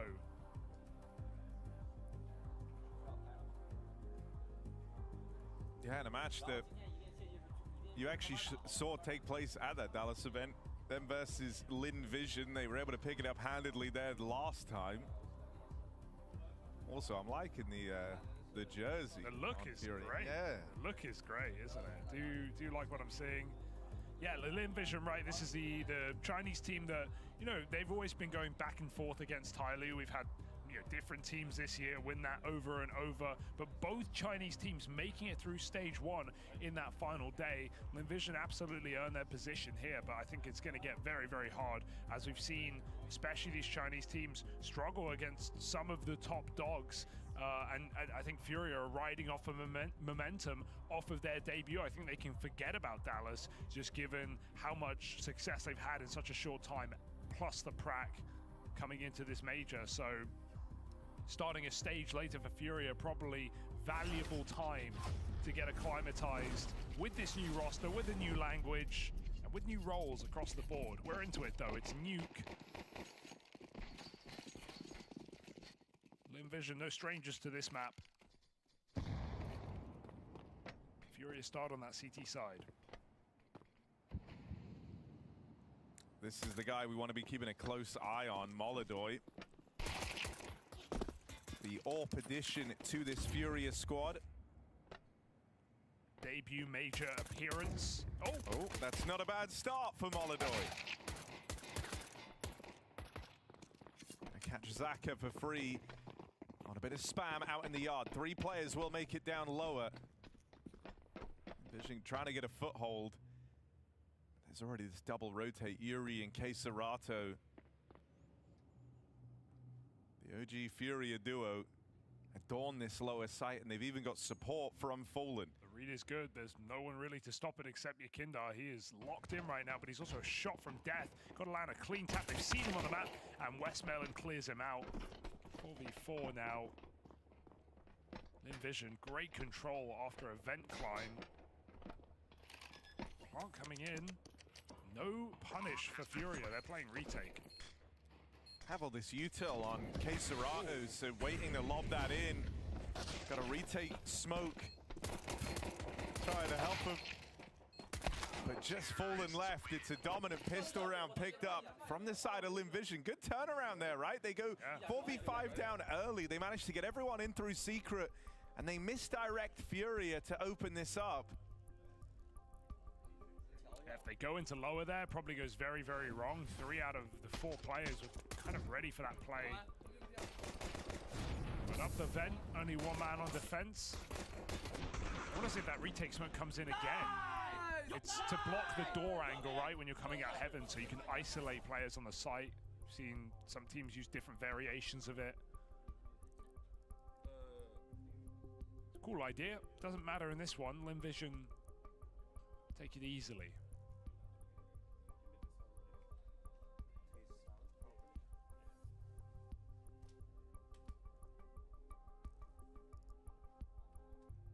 A quick tech check before we get back in.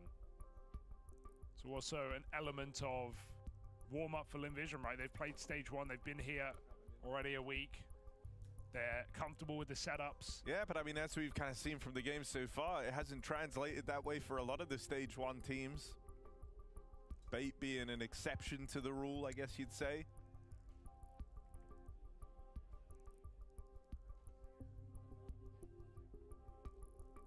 True, but we are seeing obviously more lopsided games on paper coming into a second stage with some top teams waiting here, some even deeper in the tournament.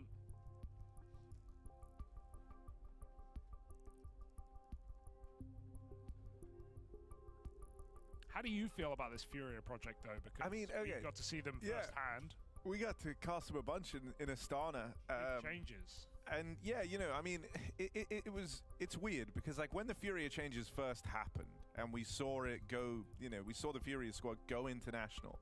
I think there was an angle where like these signings felt very, very underwhelming to a degree. It's like you didn't really know who Molodoi even was. Yakindar pulled back after kind of a rut of unsuccessful attempts to break out from the shadow of his time in VP and hit that same form. But then when we actually got to see them in Astana, it looked really, really good, right? Like one of the things we were saying was like the team had a certain aura around it, and I still think they've carried that with them here into this major. Yakindar certainly has, making a statement, you know, day 0 saying, I actually think we could win the whole thing. Now, you know, that is I love that bullish wild, confidence. but yeah, it's a very Yakindar statement to make, and it's clear something he's tried to really put across in interviews as well since joining this Furia squad is that he individually feels back and no longer kind of on the decline it felt like he was on. I think he brings a lot to the team. I do like this Furia squad. Yeah.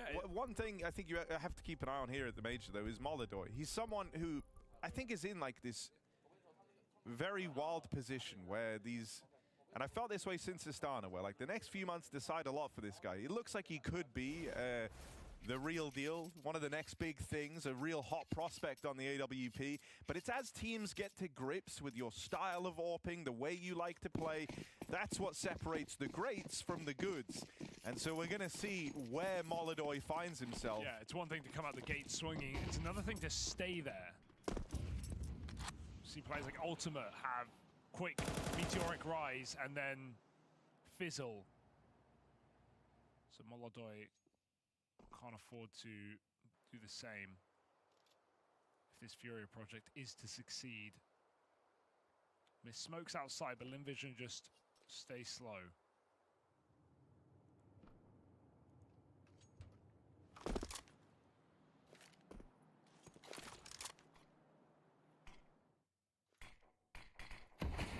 Blocking main provides a path around the world. They want to go, but Yakinda's back garage to watch for a main split. So got to be very careful here. The one rifle in a potent position.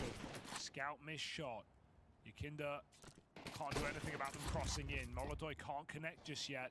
Gonna fight Yakinda. It's a great angle for him. Starry out of the round. Flashback for more. Oh, no way he finds that kill. Westmelon full blind backs up into the shot. It's the only angle that would have worked. But there's still pistols on this top side. Still crunched between main and that scout up in heavens. Misu tries to hit the 180 turnaround. But the scout's going to whittle him down. It's just Zaka. Spot on the player in back garage, but his teammates nearby ready to lend a helping hand. They'll both drop in at the back site. Can you do this? 20 seconds? I think so. It's going to be very close, though. Fury waiting for a re-peek in main, and Zaka will get down to that B-bomb site in time. As long as he sticks his pawn, all is okay. Oh, indecision. They're going to get hit quick. He took too long. He just had to stick it straight up. Furia win the force buy out. Nice double up for Yakinda as well. And you imagine those moments are very hard because communication is a huge topic in this new Furia team, right? It's not just... It's not just players, Furia, who have spoken, for the most part, Portuguese their whole career, in Keserato and Yuri. But players like Molodoi, whose CS English is great, but struggles a little bit more on the interpersonal side. Real life English.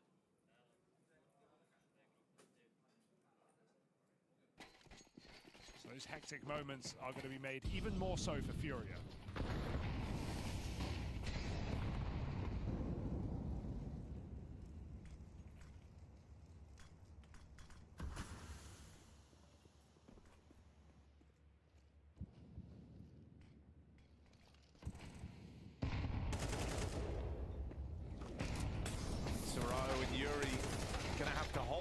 This spillover into A, and they've done well. By more than enough time for Molodoi to get out through heaven and lend a helping hand. Just Zaka again in another clutch. And this time, won't even get to be tricky with it in that 1vx. He gets iced out over towards door. So clean stuff on the conversions there from Furia.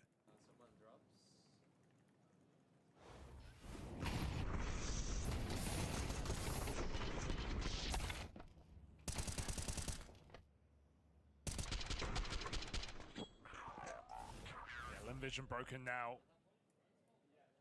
as Fury get the chance to take a nice decisive lead in this BO1 off the back of their force buy.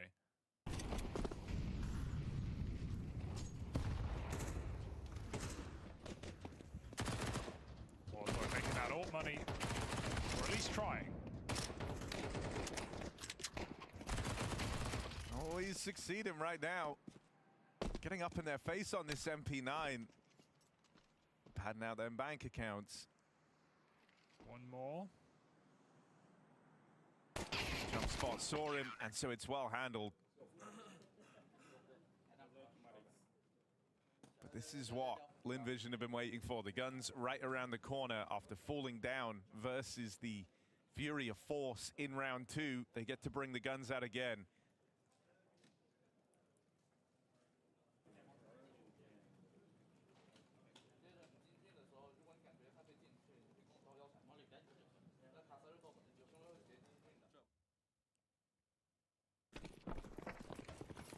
Can't be missing smokes here, Linvision. First gun round, and you're going to meet Molodoi outside. He's pushed all the way to red to start the round. He even gets out.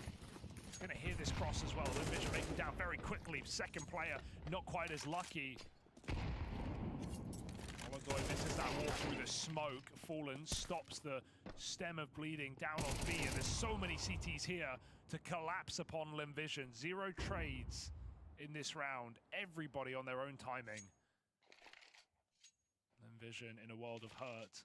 2 on 5, no bomb.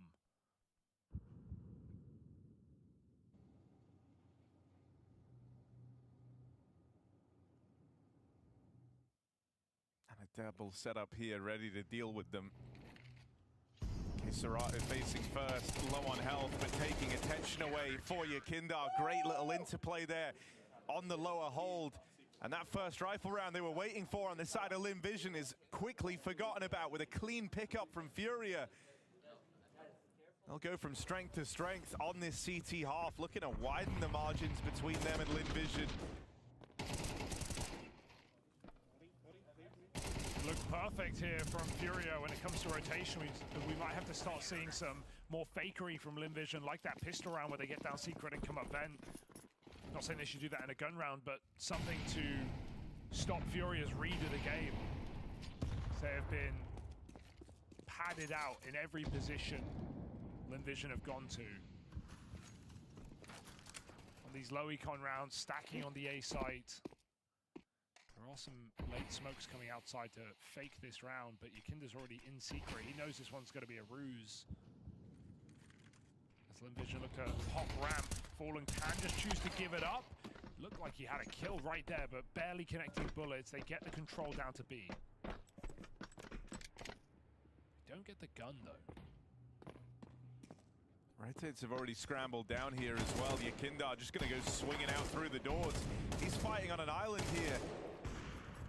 Linvision try and break. Oh, God. Serato, that's really that. ugly. And now that's opened up a route into the A site. Molodoy ladder stall overran on the Tech 9. Oh no. That's heaven secured. This is powerful for Linvision. Couple of awkward flubs from Furia. Look to seal their fate in this round. Oh, it's disastrous. Both of them had chances to get those kills. More than enough, you'd say. Zaka dodges the nade. And Furia, they've got to give this one up, I think. Unless this kill gets gifted over, Zaka almost exposes himself. Yakinda too late in the lobby, so you would feel. Still looking in.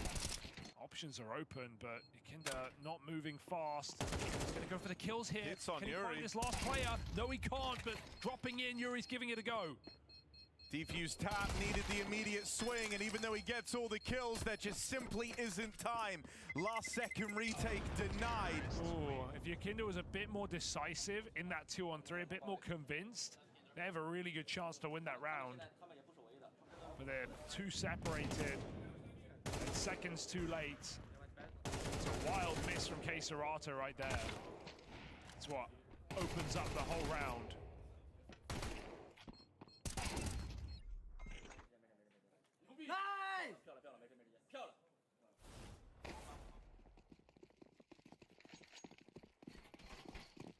Okay, Linvision with an eco. Now we're back on.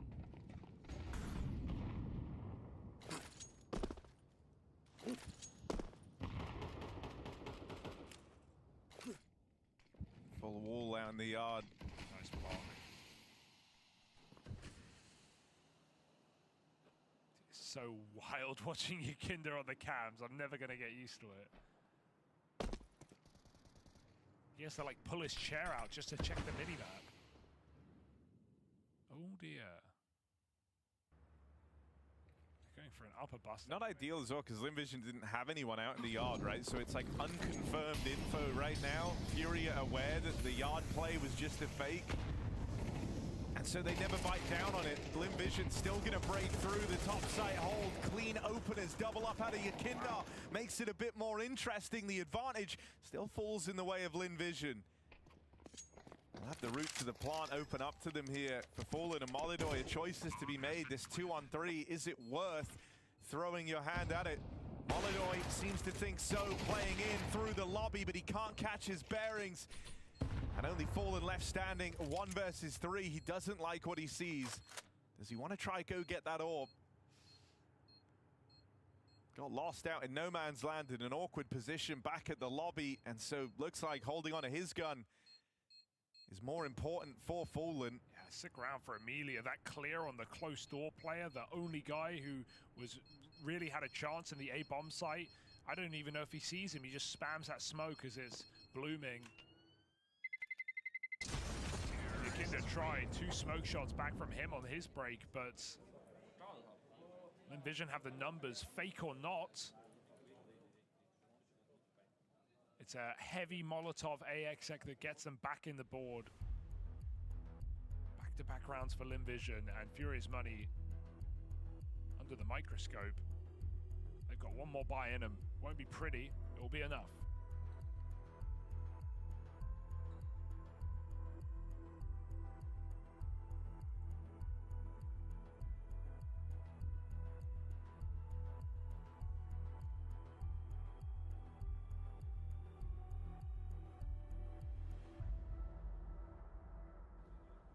want to feel like you suddenly let them back in a big way. This next round, not just to tie up the game, but to break Furia's money. So that would see Live Vision with a serious leg up if they're able to accomplish it. Do we have a fast round here? Because Su is a Mach 10 first spawn, perhaps looking to just go down the vent. So let's see if Furia have the manpower to stop it.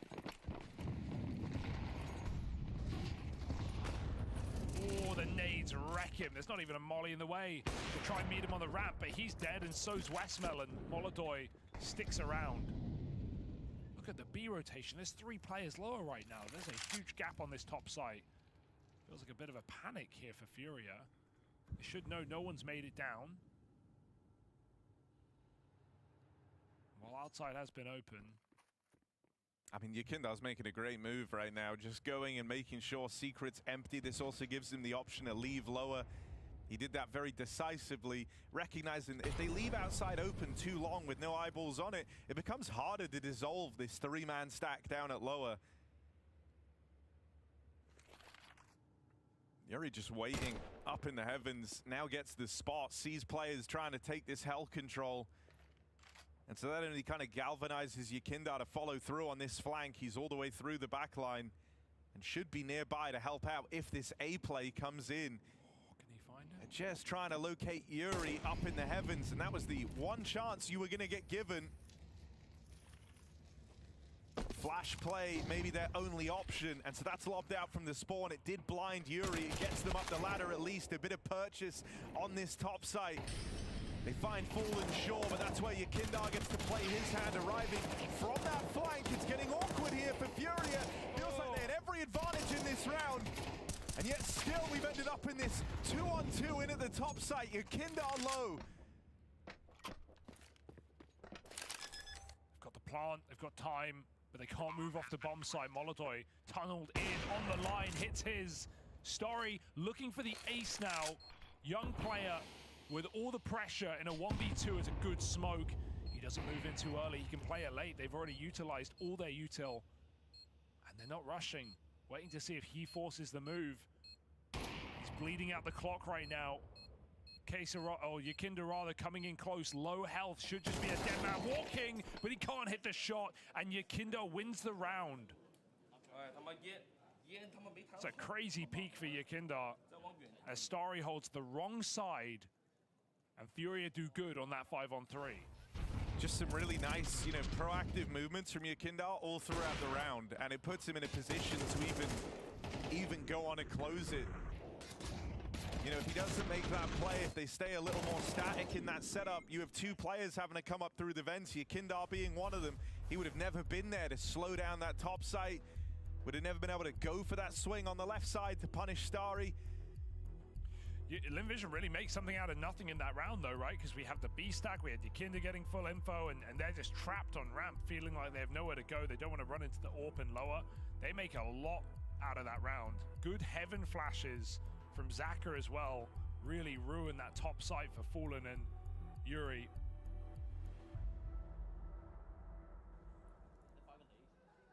And so at least a plant and some damage coaxes them into another buy.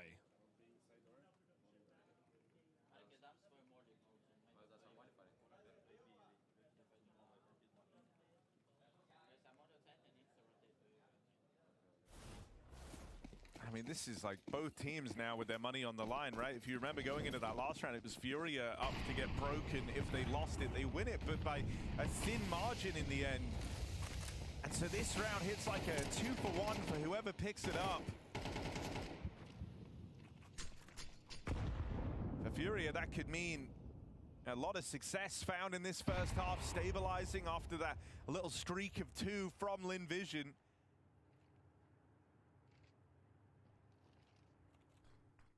Oh, this flash might actually wreck Fallen. Depends how deep it's thrown. Molodoy moving into play. No, Yakinda, blind, inside a smoke. The ramp hit comes through. Missed shot is a big problem because Fallen's full blind. And Molodoy needs bailing out, but he hits his shot anyway. Jumping in the air, finally put down. 3-on-3, and Yakinda's stepping. He's going for 2 kills instead. He gets neither. Westmelon ugly whiff, and it's still winnable somehow. This is fast and quiet routing from Zaka, but they're ready for it, and that's the bomb lost in heaven. I think Call Me Super's going back to try and fake a lower take. Running in towards ramp with the molly out. And now left all alone, doesn't even know about K-Serato up in the heavens. He has managed to get past him. This is a little awkward. You'd like to think K-Serato still has a trade guaranteed.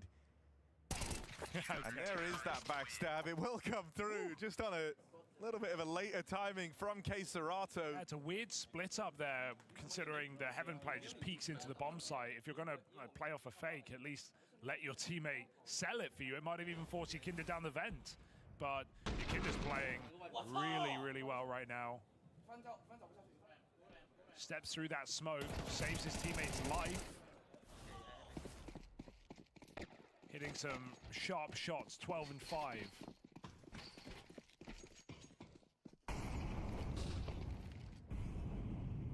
Silo climb with a bunch of pistols here. Although he sees him cross over. Yakinda back outside is a good time.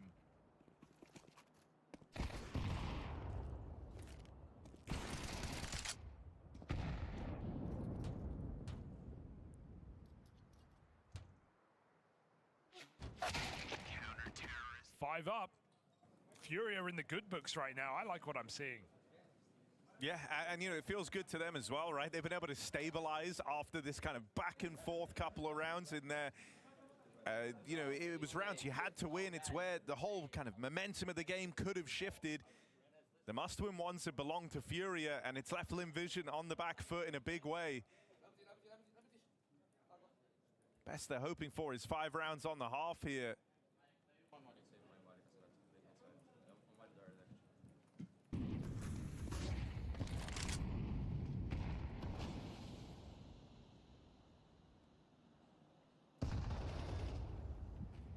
Across the secret. Got one player lurking on main side. Yakinda tucked in his classic position. Teammate draws them in, knocks them both down. Just like that. Molodoy's flash and K-Serato's fire burns Vision up. So many of these rounds feel like they're over before they begin. Vision just trying to claw back 2-on-4s, 3-on-5s. And they keep making them interesting. Will this one be the same?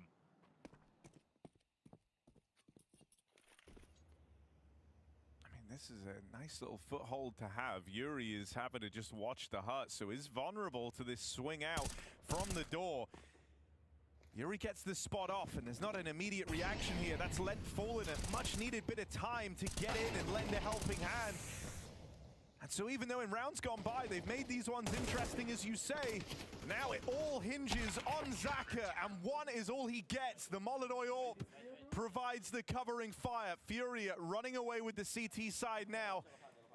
4 rounds in a row. They're looking to make it 5 before the half is through, and there's not a lot for Vision to stop them on their way to that goal. I don't know what I'd do either when Yakinda and K-Serato are the yard adjacent players, right? Yakinda in garage or in red in many of these rounds. K-Serato coming out from main. Molodoy setting up flashes, playing very active on the AWP. Not trying to force the kills, but he's hard to read. He's been on ramp, he's been lower, he's been in the garage. And we even get a double AWP out in the last round of the half because Fallen's got the money for it. So screw it. And yeah, there's a bunch of promising signs here for Furia fans. Yakinda having a great game, topping the charts, really exerting a lot of presence all across the map. On the Brazilian side, you got K-Serato right there behind him. And then Molodoy on the AWP looking pretty stable. This is a picture-perfect scoreboard for the Furia squad. You know, we talked about their run back in Astana. Molodoy getting a play in front of the home crowd. But there were a lot of games there where Fallen ended up feeling way too important on his rifling. Yeah. And it was cool seeing him look so good. But you don't want Fallen posting the biggest numbers out of the 3 Brazilian riflers on this squad. Yeah, true. Calling Fallen a Brazilian rifler still feels wrong, but he's been holding his ground. Vision might actually make it unscathed to be. They've been trying to do this all half. Can they finally get down in a 5v5 with a player behind main to give them an exit route available? Yakinda's already been dispatched down towards lower though, and he's blocked them with this smoke. At least buying some time. Molodoy in the feed. And Yakinda ready down at lower. Just dump your util, just waste all their time here. And it will just confirm what you already know, that they are down secret in numbers. Molodoy's watching B from the ramp side. Or at least he can quickly. It's actually like really passive from Yakinda here. He's not playing for the early spot. Unorthodox, but he's willing to give them the room and the space, and that's because this lobby clear has come out from Fallen in the downtime. He's confirmed that there's no one outside of A. They're going to deal with the one lurk here. Komisu dead on the extremities. Yakinda surprised at the presence of event player. And this could still get weird. Very little time left for this bomb plant though, and the net closing. There isn't time for this. Furia and a lot of success on this CT half to open up their run in Austin.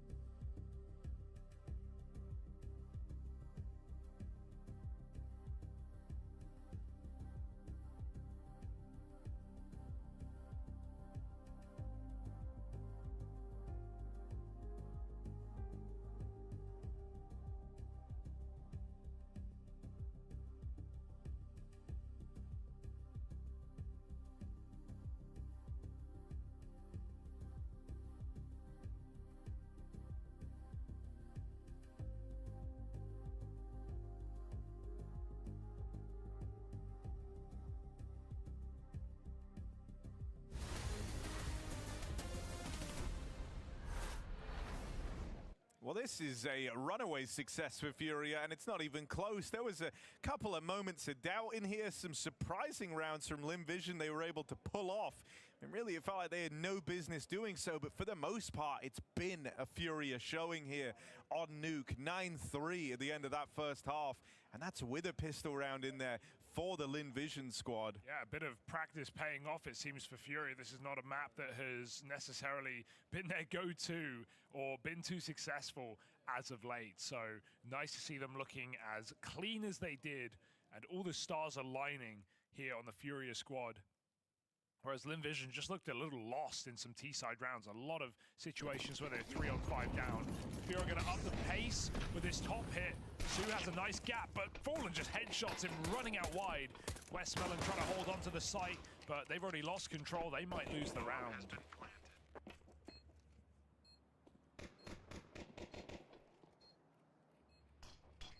Oh, re-smoke. Oh, that's just It's brutal, done. yeah. That's it. No kit, one flash, blocked at main. Try and regroup now to go through heaven, but it's so late, and yeah, you're dead on about the no kit. That does cause you a big problem here. You've got to get all these kills so quickly, and you're not even in a position to actually break through. Furia will get all the kills quickly. Fallen with 4. Su had the perfect position, dodged the molly, still on top of the hut, but they're all outdoor, and he's the only player inside of A. Oh, barely saw him. Fallen were not burdened by rifles.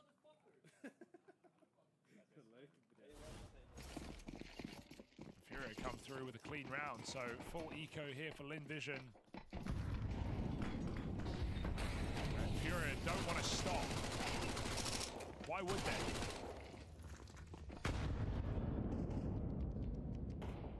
Bomb has been planted.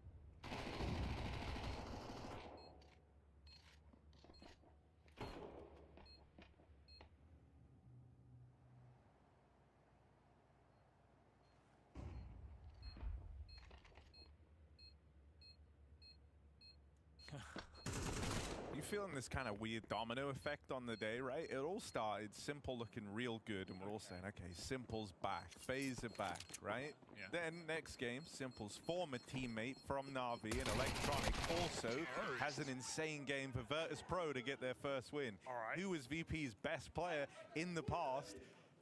Yakindar, who's now also looking lights out in this Okay. one. I'm not sure what conclusion you're drawing there, but I What see does that mean in the next game, Hugo? Well, I don't Who think- is more of a link to MIVR and Legacy? I don't think there's much I can do with that one, Harry. Sorry. Fallen used to play for MIBR, so MIBR are gonna win. There we go. There's the I link. think that's how it works. There's the link somewhere. Envision, this is it. This is their buy round on the CT side. This is where they have to offer up all the resistance and then some. Furia can make this a very quick turnaround if they knock Linvision down a peg here.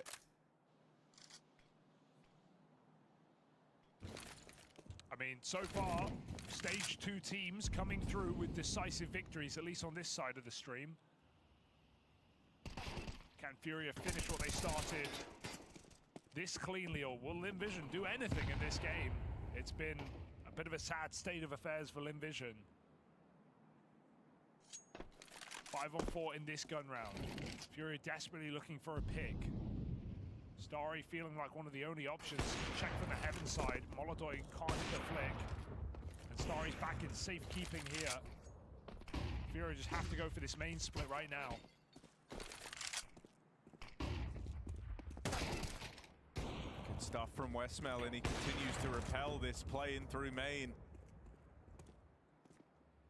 So Furia's hopes of finding a way in out in the yard denied by Westmelon. Just spamming main, it's all he's got right now. It might even be a save, to be honest. Case Ratter's a Mac 10, but they are locked out of this round. So it just kind of fizzles out here for Furia. And they have plenty more chances, but at least Linvision get the buff of economy that they desperately need at this point in the game. Just to mean that Furia, if they follow up and get 12 rounds, Linvision can still buy. It's not decided on one gun round now, this game.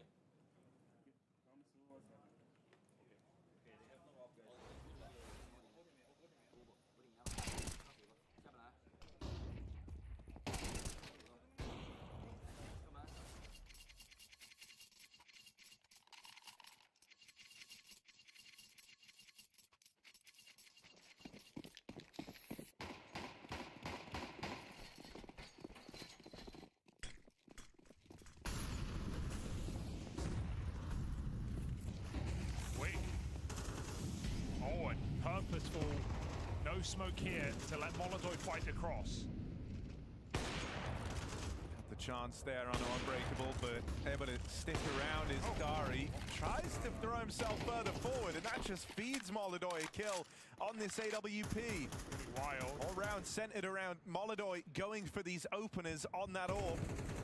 And he's throwing him up on the boost as he tries to do even more damage out in the yard.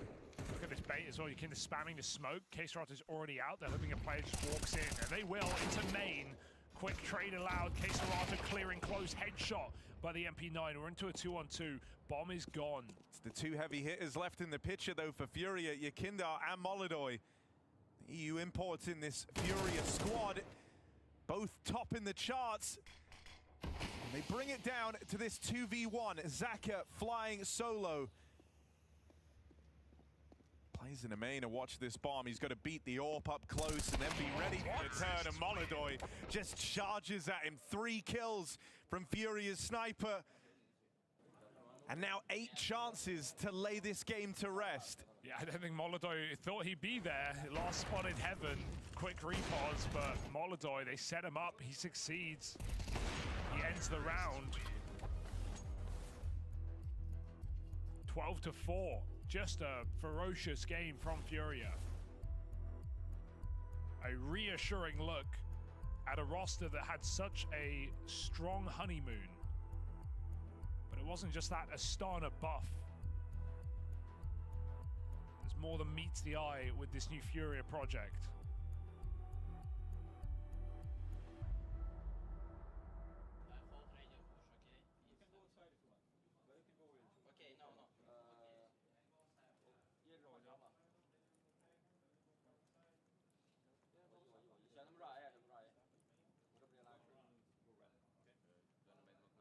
Very cool that the eye test on Molodoi is still looking great.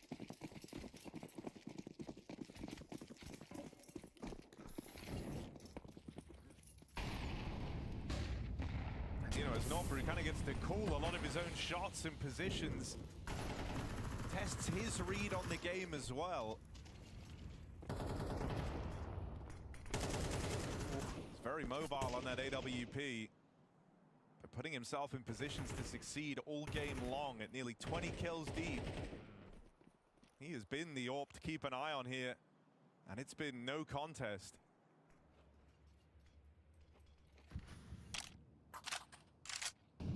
Slow out the gate here. Do we have late smokes for Fallen?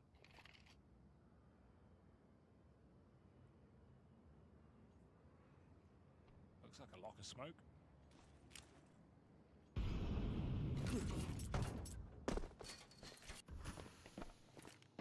Out it goes, and Fury gets to cross deep. Starry gets flashed outside, but Yuri's more than ready for that. Fury have anti-flash. 5-on-4, moving in, getting a lot of control right now. Zach is trying to stop this. Yuri's got different ideas, going up and over inside of the locker. Lobby taken, K-Serato patrolling, and he's got the info. That's worth its weight in gold. They're gonna try backstab the lobby take. What a move for Yuri.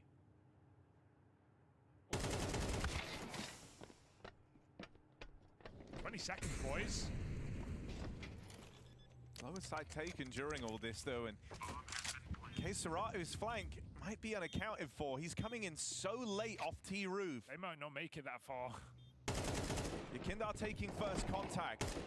K-Serato fires off early. This applies a lot of pressure on these players at ramp. They have to pick a battle. They have to fight forward here into the site around this smoke and right in to the waiting guns of Yakindar. Molodoi gonna nail the follow-up, and Westmelon moves into a lost site, no control, no position, and Molodoi sends him packing. That AWP closes and seals the deal for Furia as they dominate in this opening map. 21-5 on Molodoi at his first major, and what a performance to start off stage 2 for Furia. Everyone shooting hard. Fallen even had his moments when required, but the story will read Yakindar and Molodoi put on a show in this map of Nuke. Lin Vision, bit of an underwhelming look, getting very lost on those T sides. A lot of 3-on-5s they couldn't really turn around, and we hope to see more from them in the later BO1s. Really, the focus for me is Furia and how far they can go here, whether they can take down some of the top teams. Yeah, you know, and I think with how these results are shaping up, there's not been slow starts today. It's clear that everyone is coming into this major in Austin with a point to prove. Furia get a big win to start things off over Lin Vision here. And I saw as you were leaving the booth, you were telling your teammates you're going to find them. What happened? Yeah, just like some friendly banter. There was one round where we went out, we rushed on pistol round or on the eco against eco, and then we were watching Heaven, me and Fallen, we're like communicating, boom, boom, boom, playing off you, what are we doing, like this. Suddenly I'm getting killed from main, and we're 5 alive. And I just said, like, whoever sold me that round, I'm gonna find you, and I'm gonna, yeah, but just friendly banter, you know what I have, you know. You gotta let them know, make sure it doesn't happen again, right? Yeah, I understand that. For you though, I gotta have a temperature check on this. You're still playing native, you're still feeling good, you're still locked in. Yes. Yeah. Everything. No Everything. changes. Yes, everything. All the same. All the back. I'm back. I'm getting King Snake gloves. The real OGs are gonna remember that during VP times I was playing with King Snake gloves, so I'm going back. So you're actually back in every way, even down to the gloves. Yeah, maybe not height or something, but yeah, but everything else, what's in my control, yeah. Now, how is it for you right now? Obviously, having some time to boot camp, prepare for this event as well, some more time for Molodoi to get used to things. Are you feeling fresh? Are you feeling like things are still working in that right way? Because I guess one question I personally had was like, was Astana a bit of a honeymoon or not? I think Astana was a great showing of our capabilities. I think when a team plays like that in their first tournament, it definitely shows that they have a natural understanding between each other. Yeah. Natural synergy, and obviously after Dallas, after the jet lag, after the whole long travel, playing the first game and whatever, and then we kind of gassed out a little bit during Dallas, and after we had a two-week boot camp in Miami. Which it was sick, sunny, and all this. But the most important part is that towards the end of the bootcamp, we felt ready, and we had all our maps ready. We started winning scrims against good teams, and we know what we are capable. And I'm glad we're starting on a hot start. Definitely a hot start. And I got to ask this, because obviously Molodoi's been learning his English, improving on it. But when it comes down to just you and him, does it switch to Russian just to make it easier, or are you trying to force him into the English mode? No, I don't believe in this like forcing and everything. Like, especially in official matches, you try to do everything 100%. And for us, 100% is speaking Russian, for us to understand each other. Nice. Well, the development's looking good. A great start for Fury here. Let's see how it continues. Well, a beautiful run from Furia stepping into the show, and they're going to have a very good level led by the 2 new recruits. And you know, Maui, there always must be 2, one to have power and one to seek it. Molodoi and Yakinder, absolute beast mode in this game. Was that a Star Wars reference? It was a Star Wars reference, yes. Well done. Yeah. Well done. We can see with Furia and their jerseys, they have indeed gone to the dark side, and that dark side is going international. But it is working for them, okay? This new Furia look is good for them. I mean, 2 top fraggers are, of course, their new imports. That being said, no one really slacking on the Furia side. They were in control of many of the situations there. They were the ones that were actually outplaying Lin Vision throughout many of the situations, just killing Lin Vision players in the side of the head and everything like that. So good mechanics on display and good understanding of what's going on across the map. When I looked at the stats just before the game ended, it was K-Serrato, Molodoi, and Yakinder had like 12 opening kills to the 2 of Lin Vision like so far in the map. And it's just like, you're not going to win games. But also, it's cool to see that out of the young player of Molodoi being aggressive and assertive with the op, Yakinder getting back into his groove. But also, like, that seems to be some of the pieces that Fear was missing previously, was having that kind of like really aggressive, like someone who's just going to go take charge of things. Yeah. And that taking charge is working out very well for him right now. I do like just some of the personal side. I know I'm a vibes guy with this, but the fact that they can have this banter, like Yakinder was saying, because I was thinking, like, what the hell are they talking about going into that? This is a positive sign for a strange mix of players to come together. The Furia guys before Astana had immaculate vibes. They looked like they already loved each other, and we hadn't even seen them play a map. They ended up in the semifinals of that tournament. Feels like they're continuing a lot of that energy here. Molodoi is being welcomed by Yakinder, helping onboard him in that they have a shared culture there of just understanding of Eastern European, He's so Central lucky Asian for that culture. as well, though, because there's not many places you'll get given that opportunity, right, when you have to kind of slot in. I mean, Yakinder is the Molodoi whisperer. Sure. I mean, actually, I think the one person we should give the most credit to is Fallen, because it takes a significant amount of hero. What's even the word?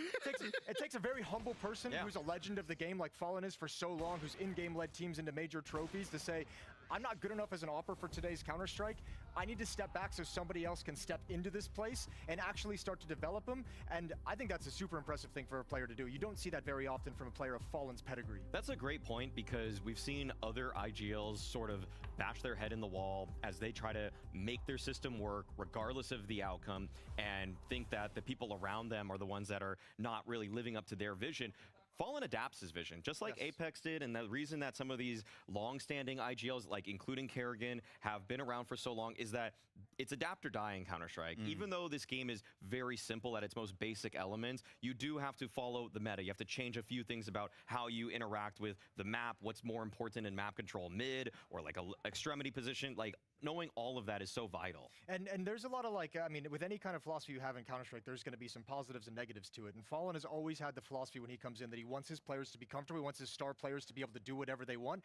The bad side of that is sometimes Fallen lets them get a little bit too out of control and break out of the system. And the good side of that is when you have the players like this that can actually deserve the freedom, and you actually put players in a position where they're going to be way more comfortable and way more effective. Well, I'm certainly excited to see what Fury can do with this lineup and what they can do here in Austin. But for now, we're going to a break, and when we come back, it's Legacy taking on MIBR for a South American brawl.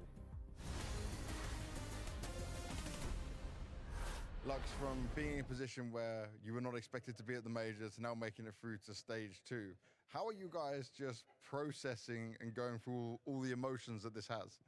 I mean, like, I think we didn't process it at all. We're just living day by day, game by game, you know, and yeah, we gave everything this season. We couldn't make to the major, but now we got a second chance, and we are proving that we can be here, we can beat the teams, and yeah, let's go.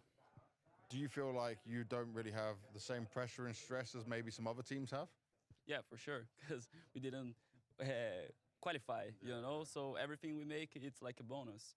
It's a bonus for the semester as well because of the VRS points, you know, and yeah, we had no pressure at all. Exit, we last saw you guys in Astana. I know you've been in Portugal boot camping and getting ready for this. You've had a bit of extra time. How good has that been, and how much time did you boot camp? Did you get any rest in between? We get like 2 days of rest, but we spent like the other 10 days probably working a lot. Like we try to improve our game because it's a major, it's everyone's dream. So we played CS 24 hours per day, and I think we are very confident, and we just wanna show coming here and step up. For coming here and stepping up, I want to ask about your confidence also off the back of Astana, because obviously you guys made it to the stage. I know it's not the result you would have wanted, but how important was just that event and those victories before coming to Austin? It was very important. It was like a confidence boost for us because we played good games there. I think we could see that we are in the good path to be a good team. So of course we are not close to the level that we want to play. But we were going there, and I think going to playoffs in Astana was really good for us, and I think everyone was like kind of happy with the results, but we saw that we could go further in the tournament. Now, as you've been on boot camp, as you've been learning and growing, does it feel now that you guys have a better understanding of how everyone wants to play under your leadership? Because it was still felt like at times MIBR was sometimes lost on what you wanted to do. Yeah, I think so. We had like lots of conversations about that. Me as an IGL, I like to get my players playing like the way they want to play, like in the comfortable zone. So we had lots of talks, and I think everyone is like comfortable inside the game right now. And I give them a lot of freedom to get some space and things like that. And I think it's gonna be good for us. And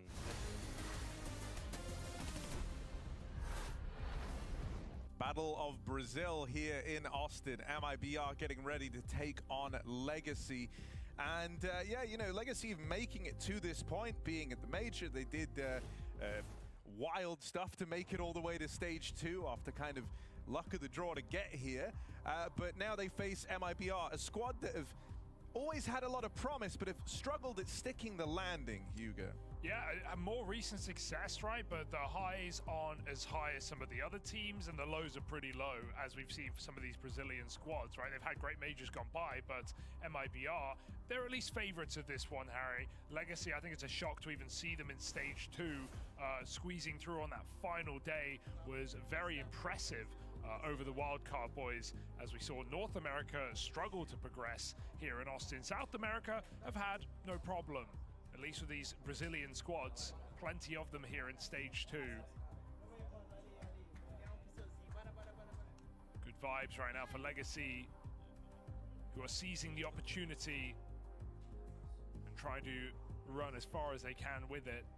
And a domestic matchup is always exciting because while you may have Legacy in your 0-3 for this stage, we often see how, you know, head-to-heads with familiar teams can often go the way of the underdog. So MIBR have to stay focused here. And a huge bit of expectation on someone like Insani to carry them through. Brazil's hottest prospect.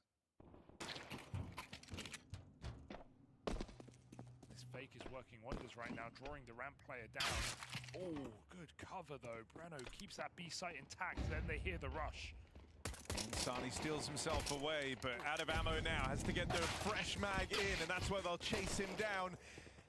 Only Nissim left, and there's exit from the heavens to seal the deal on that pistol. Even though the fake tries to pull them down into that lower site, Breno does a great job of removing any doubt from the minds of MIBR.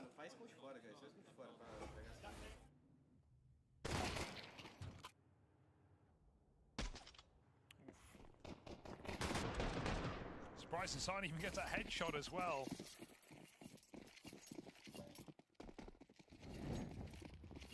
Force up here from Legacy with no block.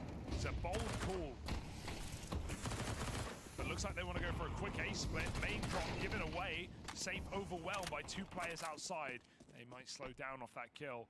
Lots of damage has been done to these yard players.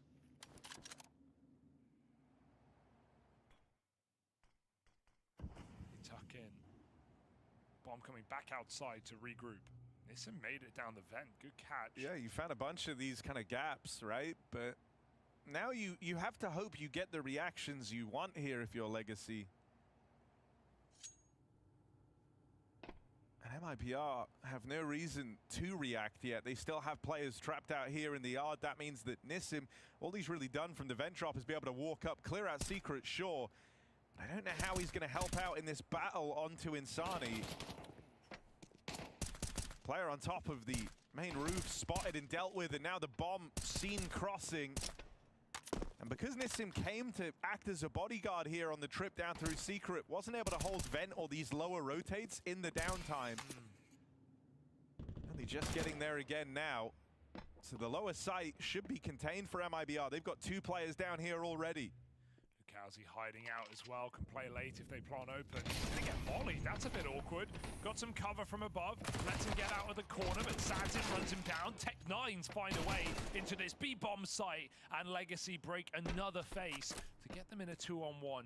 Bomb stuck backside, and Sonny's got this easy kill, and he's got the element of surprise.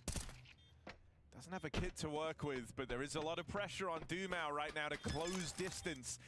Moving on in, he's already at the double doors. They've been swung open, but Insani's called his bluff. I love that. That is wild. The 10-second stick doesn't fall for the pressure of the doors being opened right behind him. Never even turns. He heard him running his way. He hears doors swing, but the call must be in. Like, this last player's low. He's not going to fight you. He's going to try and play that bomb, play tricky. So Insani with a great read. And from someone who is so reliable with his aim, has so much firepower, you would really expect him to take that fight there. With no kit, he knows he can get played with. And Legacy laugh it off, but that was a big opportunity squandered.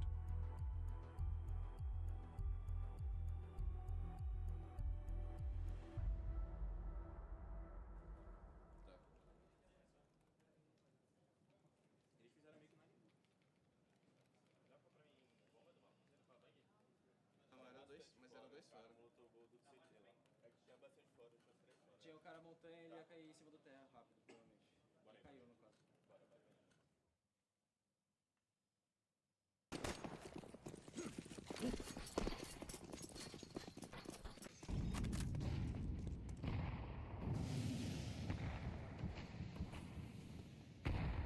Full wall.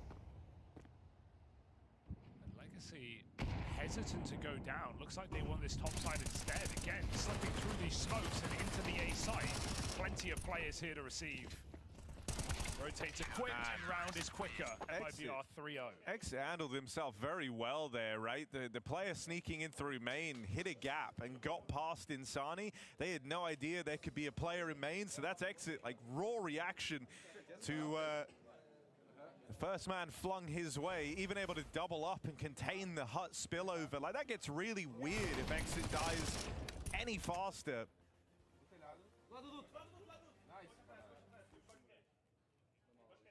And so MIBR able to contain that. Little partial investment from the Legacy squad, but now you have Sadzin on this AWP. He gave some great games for Legacy back in stage 1. Going to be an important character in this one. So let's see if he can hit the ground running. AWP fast as possible here on the T side.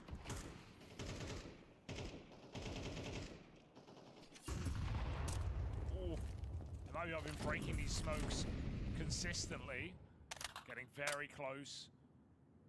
Saturn's orb over the top of the red box, has a player pinned in spawn, although he doesn't know it. Big opening kill backside to Exit. And a risky gap for safe. The orb is protruding outside. Legacy getting given nothing in the yard.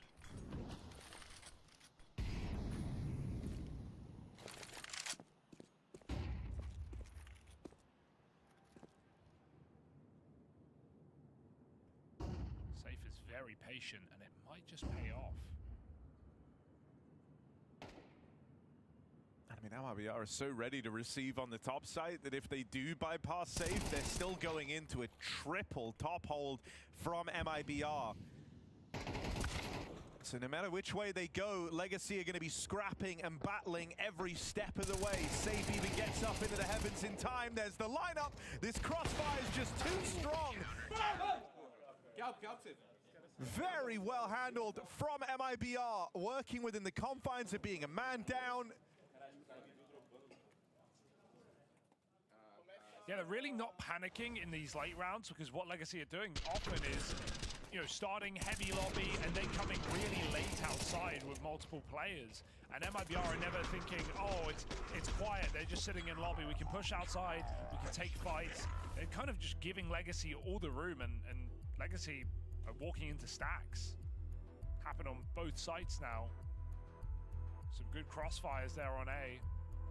And Safe remaining mobile when he realizes they're not wrapping heaven. So this is Legacy just spamming timeouts now.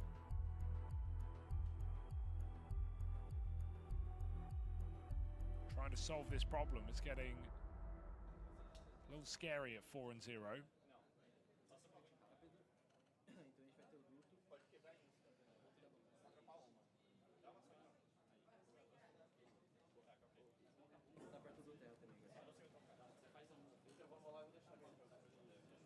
Pistol armor, maybe time to up the pace.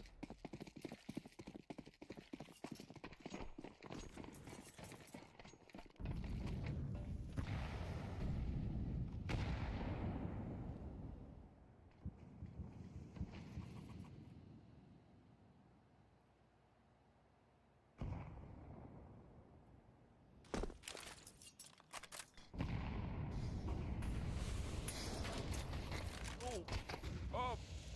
Nearly awkward for Safe. That's the bomb. Smokes go down, and so Lato's still able to make it past. Thankfully, the bomb not lost out in the yard. And Rotate starting to scramble towards lower. This is the first time, really, for MIBR where it feels like they've been caught out a little bit here, right? Usually, they've been one step ahead of Legacy in these moves all across the map. But it's the sheer number of players that made it across with those yard smokes. And I mean, Yeah, how do you win this? You're hunting outside players. Nissim is ready to just play on ramp and kill everyone. He's in no hurry. Yeah, and you just wasted all that time chasing down Sadzin on a Glock outside. Weirdly enough, they're going to win with pistols and they won't even get the upgrades. MIBR are going to get out. You know, fair enough for Nissim to not play there. He doesn't want to go too early and give MIBR the kills that might beckon them back in, but MIBR kind of cool it off immediately, just out of position. Finally caught off guard. Finally a pacier round for Legacy. It works wonders. How often do you see a round like that where they get out with 4 surviving with 1 rifle? But at least MIBR are decisive with the save call. Oh, you feel that one.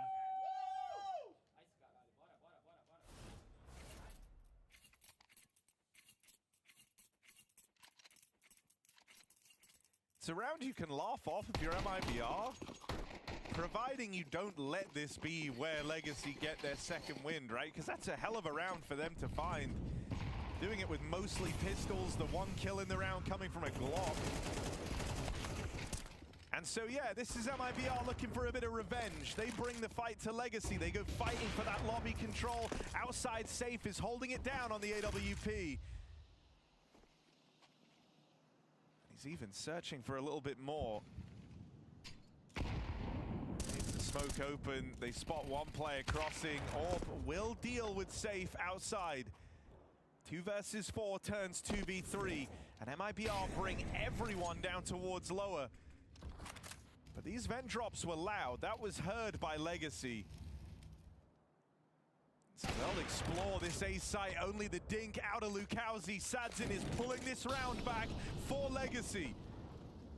Scramble now. We've got exit on a flank timing, which is actually pretty good.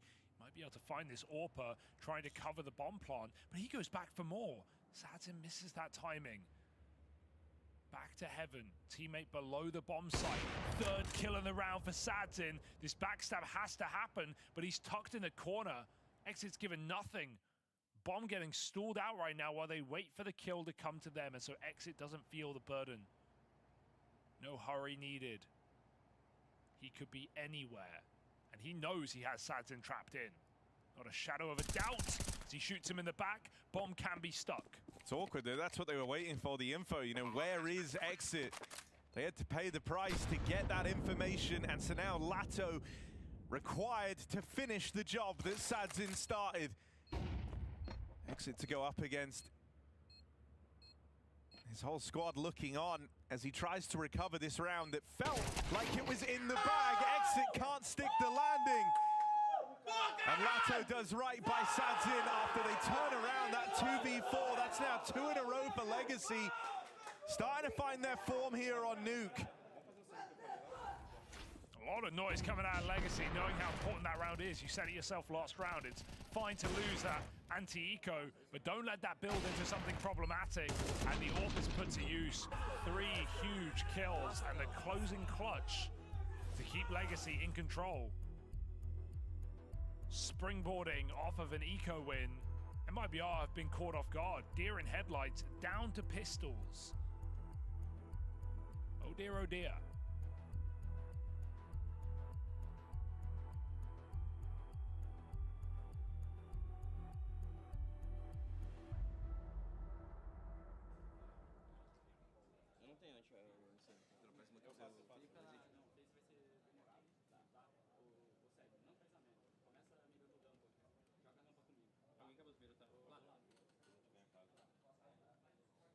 I like that MIBR don't full force here. They still have 2k per player after pistol armor, so can actually get a pretty sizable buy come the next. The Legacy are awake right now. Oh, hello. Didn't hear that drop. Didn't even turn around. That's freaky.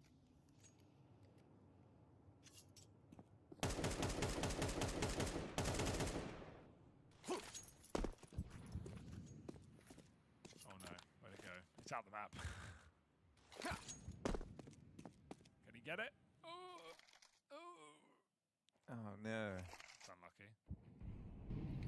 Well, hopefully that doesn't have earth-shattering consequences here. They dropped the smokes anyway, so they've got enough to cross. Nice opener. Sadzin looking to carry Legacy through this T side right now. Yeah, I mean, you know, it was him who was looking real sharp back in that first stage for Legacy. Sadzin not been shy of having these super high impact games. Like this setup. You ready for a heavy stack in at lower. Double layered peak here available from top and bottom of the rafters.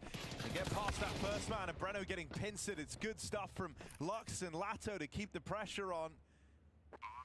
And that gap is closing. This initial 4-0 start for MIBR, a distant memory. Now it's a one-round game. And it all started with that loss to the low econ round from Legacy, where the only kill found was from a Glock.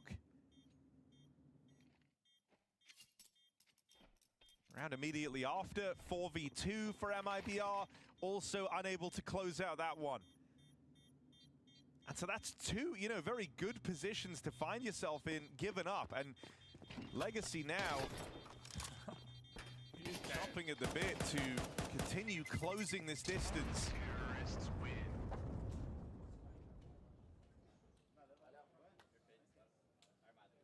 Yeah, absolutely sees this opportunity.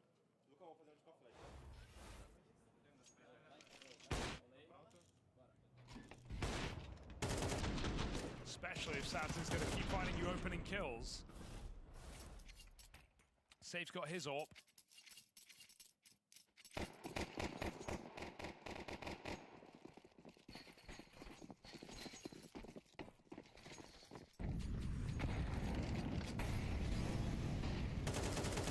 Full blind. Looks like they still want to go. They've lost the first man on this top hit, but this is turning into a very limp execute right now, where MIBR get to force the plays. 2 picks into the lobby. Legacy trapped. Yeah, a bit awkward, bit stubborn there for Legacy, just trying to follow through, as you say, on that top site here. But it stalled out, it went weird. And now a 5-on-3 for MIBR. Look, they've failed this round once already. They can't afford for that to happen again. The bomb is down lower on the back of Sadzin. The open window is terrifying, but it also gives you a chance to get a kill. Look at MIBR trying to stay one step ahead. They've got 3 players down here on the lowest side of the map. And so Sadzin is operating within some small margins, but he will get that turnaround on a safe. Wild way for these AWPers to meet. A safe step or something, he suddenly just flicked like he's ready, scoped in. Easy kill. This is awkward, that's bomb spotted, but now if anyone else gets a kill on the extremities, MIBR won't really know what's happening in this round, especially that they don't have this ramp control. That bomb could have left at any moment. 3v5 is cooking. And as mentioned, MIBR have lost one of these already. So there are some nerves setting in, but that swing from Lukowski looks to alleviate any pressure on this round. He's dropped the bomb, left Dumao in a rough spot. Oh my goodness, 2-on-2. He's not planting. Kills on either side, but Dumao doesn't try and go for the plant. They'd already committed to the save. Counter-terrorists win. I don't know why you wouldn't try. I mean, he heard, I guess, the player come out single door, but had time to force a kill. I guess he wanted the only guarantee, and that was keeping the AWP. Very strange round for Legacy. That felt like such a winnable 3-on-5, but Sadzin never got offered the support he needed. Never got another rotate till it was too late. And so, Legacy call it off late in the round and give MIBR another.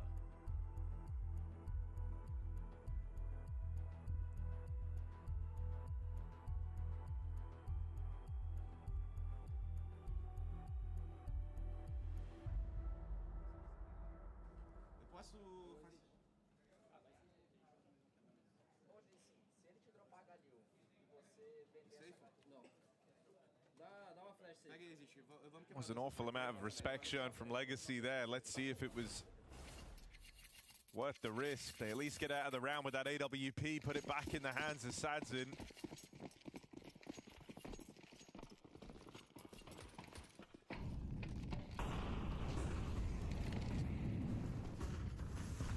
for a squad whose success has come from winning these unwinnable rounds in this game. Well, that feel like a big missed opportunity. Doom out. One of the guys to call it off in the last tries to play first out in the yard with that Sads and AWP alongside him.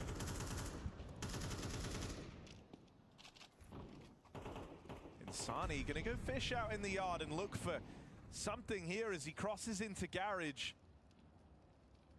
Just trying to peek around these smokes, see it for a moment.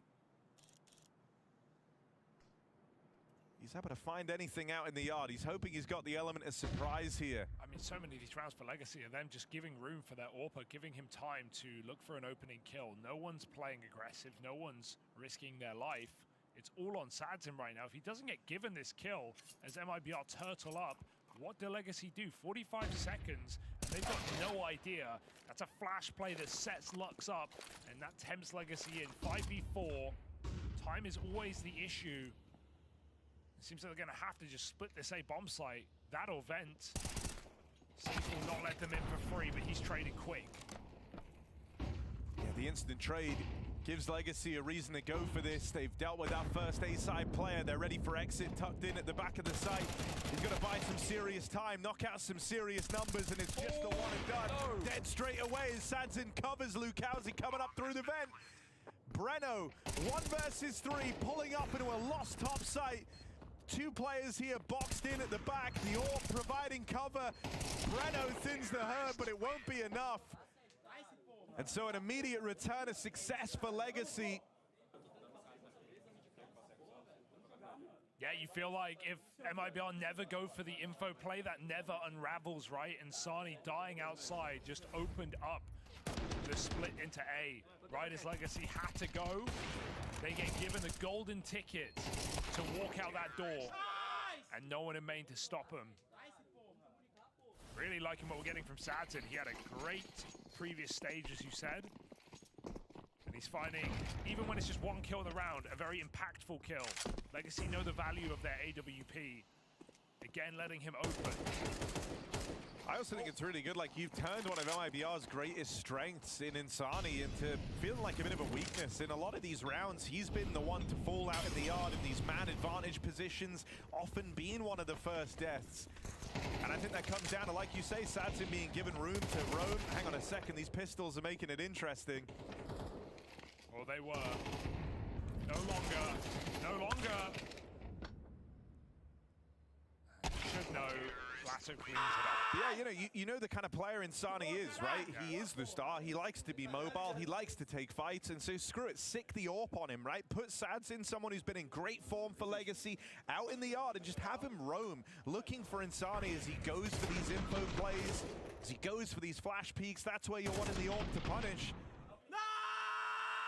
It was him who fell first in that very first round that Legacy put on the board with the pistols. He dies to the Glock out in the yard. In that 4v2, it was when he started roaming that gave up the man advantage. Yeah, MIBR want to play their own game, but oh my god, both AWPs cross past each other, neither knows, and they walk in. Really awkward for Nissim, as his teammate was too soon on that angle. They're not ready to help Dumao out on this A site, so while he lurks behind smokes, he's operating on his own.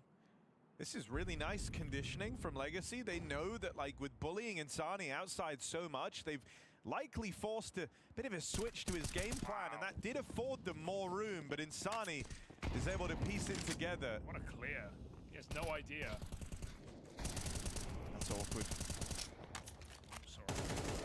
Lato's been spotted getting out to the vent. The fact he isn't punished is insane. Lato lucky to still be in this round. He shifted into the A site and out of the A site like it's nothing. MIBR stacked to the 9s up here. 3 players in top site. Trying to find a pick again with the AWP. It's really all they've got. You could argue for a save right now. That's how dire this round is starting to look. But they've got a bit of money. So maybe they want to give it a go. Lukowski, feel like this position should be good for one. Legacy stalled out right now. Legs grabbed, dragged. downtown. And Satin probably should save here, but they're going to come for him. Here we go. Knocking the AWP out would have huge ramifications, right? Sadzin's been instrumental. A lot of these rounds are centered around Sadsin being the guy to open it up. And so they really want to try and take this AWP out of play. Setting on Sadsin. He hits a blinder before he goes, but that AWP is removed from the ranks of Legacy. I mean, on one hand, yes, super worth it. You've removed the best piece of the buy for Legacy, but they also lost their AWP in the process. They didn't pick it back up, so MIBR don't even have the money to have an AWP their own. So you just removed everyone's AWPs. Maybe still worth it here as we go into the last round of the half. It's just a couple of rifles, a couple of pistols here for Legacy, trying to stay in this half. 5 is fine, 6 would be great.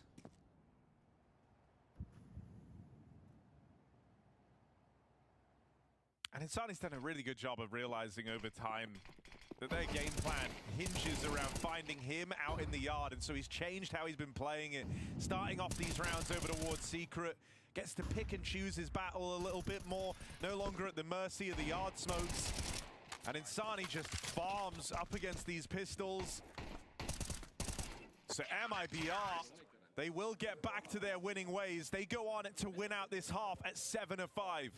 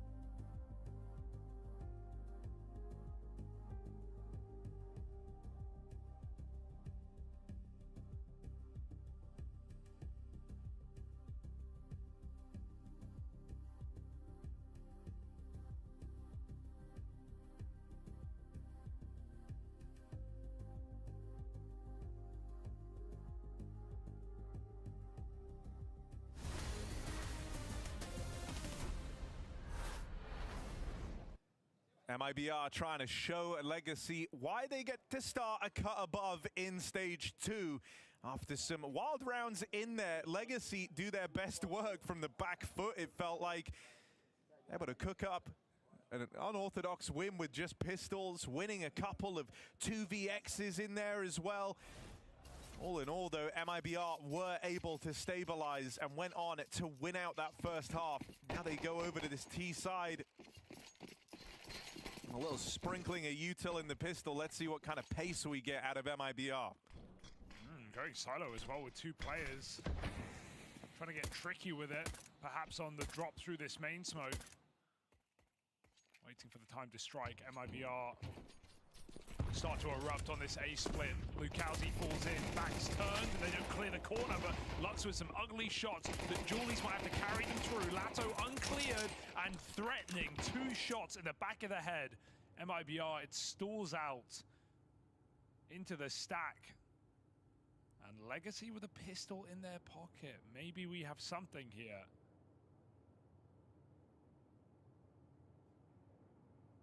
Was a very slow T side for Legacy. And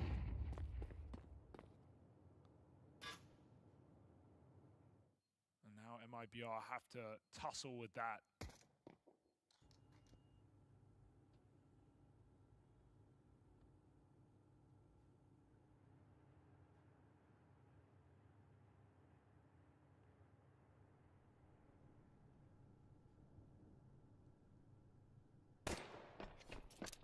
Up.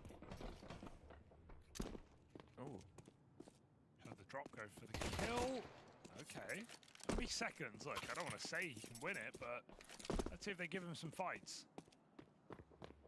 Down the vent, down the vent, down the vent. Oh my God, hold on a second. I'm scared. Safe as the bomb now, 10 seconds left to work with. Gonna have time to get this planted in at lower.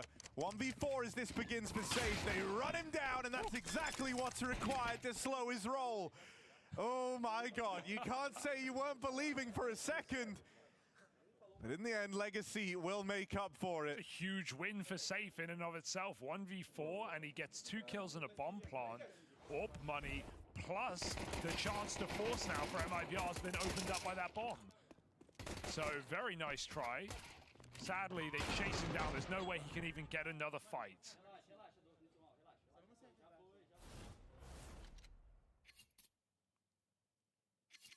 So they will buy. You don't waste this kind of opportunity. And it has to land. Settling back a little, getting a Mac 10 in last second. They're going for something poppy.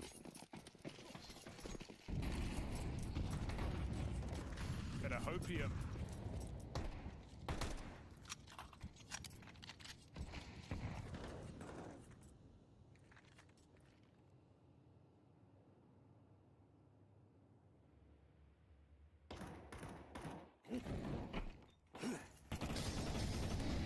Not the start they wanted though. Sads in from the rafters. Teammates here to lend a helping hand. Lasso with the extinguish gets gun on in time. One back for Breno. Do it again. All right, Safe, you gotta do it once more. 1v4, and they need another bomb plant. They want more money. Safe got to provide for the whole family right now.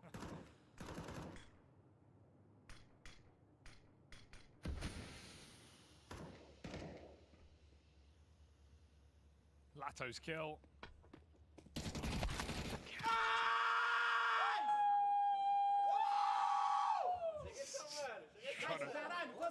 Trying to get in their heads. Getting loud. It was a nice exec for MIBR, but not only is it stacked for Legacy, they molly out the best position, which is Lato's above the hut on the rafter, but he just smokes the molly and stays in that spot. If anything, the smoke gives him more cover from door. He's able to get a couple of kills up there, so falls by the wayside. MIBR, 1 full eco nearly. 5 deagles, no Kevlar.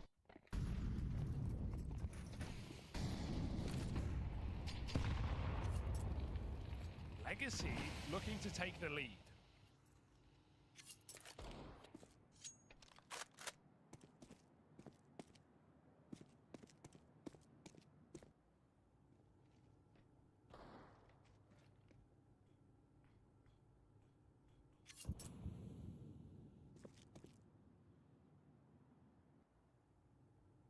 Setup's looking good here from Legacy too. They're very ready to fight outside. The one engagement that could give a bit of pause is this one, Breno versus the MP9 at ramp. Even then though, it's a hard fight for him to win and get past.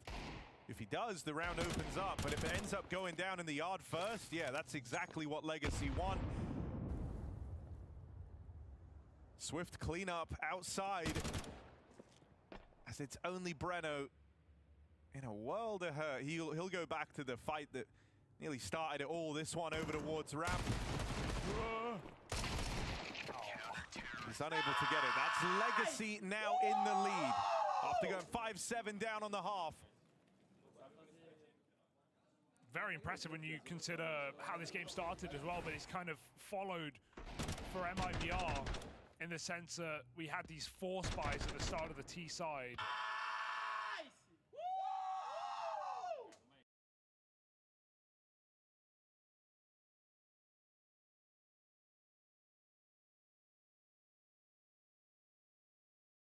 Like weren't even supposed to be here. The idea that they grind through the first stage, now they're in this position to take their opening map. They're in pole position, coming back versus MIBR, a team they are familiar with. Yes. Yeah, it feels like a perfect storm for a Legacy upset here to open things up in stage 2. Good point. Would be a crazy way to kick off this second stage. As the saying goes, it feels like they're playing with house money right now. Okay, Lux, they are holding right now. Timing peak is good, shot is not so much. Safe having a struggle will finally finish that. And you definitely take the space outside. You know it's going to be clear with that deep push. Fakes a step, goes back to lobby. They will be grouping for this yard control now, knowing Lux is dead. 4 and 12. And maybe I'll have a lot of room to take. Just going to look. Also a lot of ground to cover though, right? Doing this quietly, not going to leave themselves with a hell of a lot of time here. 40 seconds left on this clock. As Exit's lobbing in a bit of a fake out towards the top site. Team now got the info, and so Legacy aren't falling for this. They've already got a player down in B. Sad's in here on the Famas. There is a world where you could try and come up through the vent, but Exit isn't in a position to help with that. Yeah, it would be such a risky move at this point in the round, having no support from the lobby at all. They almost have to go down into B. Could they really risk it? Molly in the vent, so they're committed now. 10 seconds. Good position. Satin does a lot of damage, and that nade will stop the plant. Smoke blown open. Nissim gets his kill, and this one falls apart for MIBR. The hilarious part is, if they went up the vent, there was no one there. The energy. Dumao letting them know from the start of this game, now to Legacy in the lead, been shouting the house down.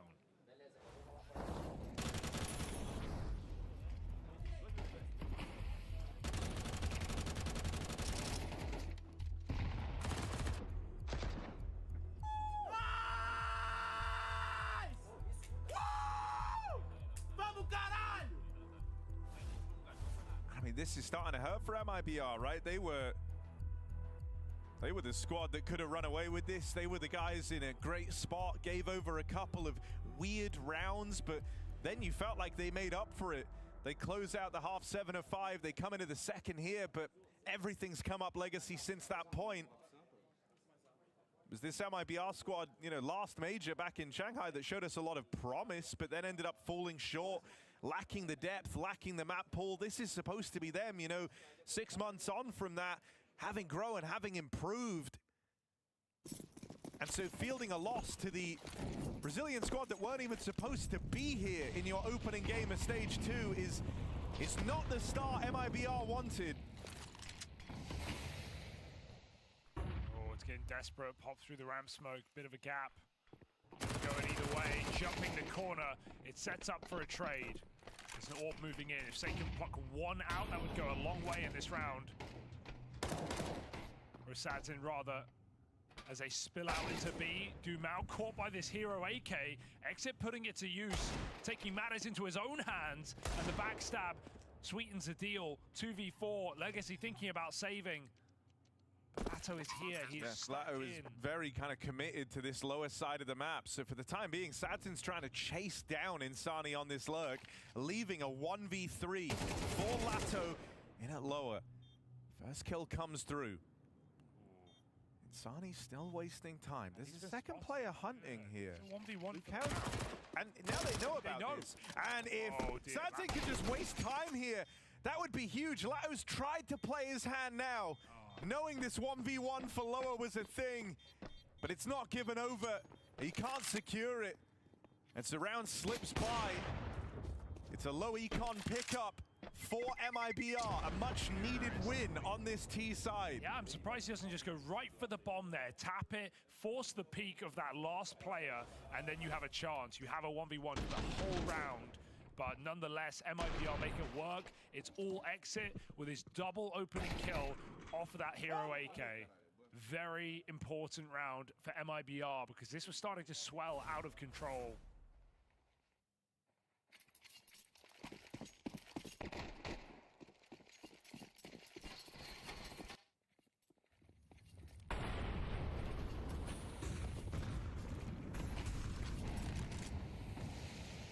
And I'll get on this early because Lux is struggling. It hasn't felt like it's mattered too much with Legacy coming back in this, but he's 4 and 13 and he's the yard player. So we can't have him staying completely quiet in the CT side. He will have to find impact in some of these rounds. Down B, Satin's wide. He hits his and he gets out with a block as well. 5v4 Legacy, comfortable yet again.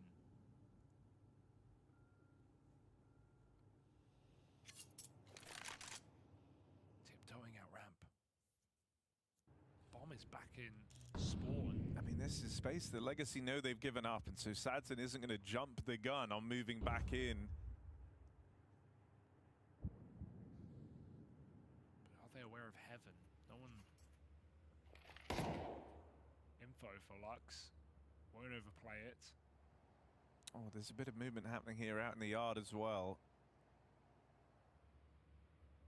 It's a chess game right now. Nissim trying to figure out where the next strike's coming from, and he chooses correctly. Exit up through Secret is showing the door. And here's the support from Heaven. Lux provides Overwatch for his garage player. It's only safe left, 1 versus 5. And he's going nowhere quick. He just wants to save this AWP. Legacy secure double digits, and it's the fashion in which they get there that's impressive. That's a 5 alive round. Money accrued on this CT side and building up now. MIPR have got a grind laid out ahead of them. Some real sneaky positions taken by MIBR, but every single one of them shot in the back or the side of the head. They could never get comfortable. Nice to see Lux get his first impact round yet. As I said, he would be required on the CT side. Stress coming in for MIBR because that's a reset round after their first the T side. Means it's almost now or never. If MIBR fall in this one, they're going to be broke.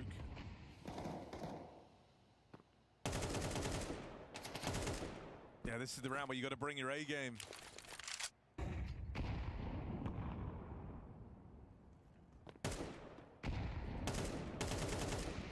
Test of exit as well. What's his read on the situation?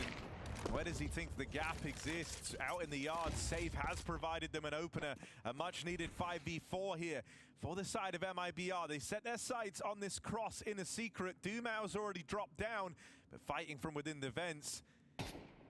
He's here fighting to his death, and maybe Lato's death as well.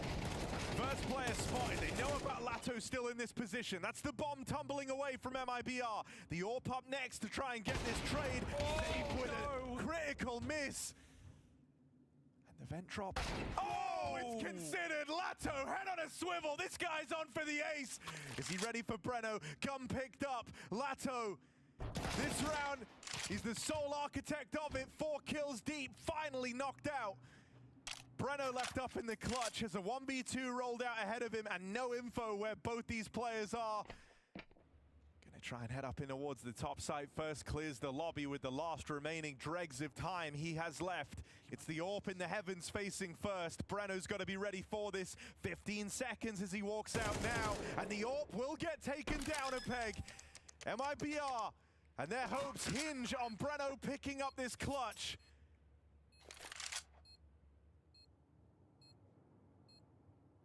The whole game feels like it's resting on this. If MIBR want to keep fighting, Breno needs to win this. Was holding on to the vent, but just leaves the angle, and that's right as Nissim moves in. That could have been the clutch over, the round over right there. And MIBR still in with chances. Instead, Nissim gets to play a tap. Gets to play around this bomb.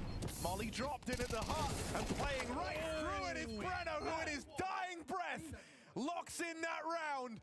Locks in that clutch and keeps MIBR in this game. Unbelievable. After the 4K down in vents for Lato, it still is not enough to win the round. Breno eats that Molotov and Nissim a fatal mistake. Off that bomb, looking for the fight. And giving Breno exactly what he needs to win that round. MIBR have been gifted a lifeline, they cannot waste it.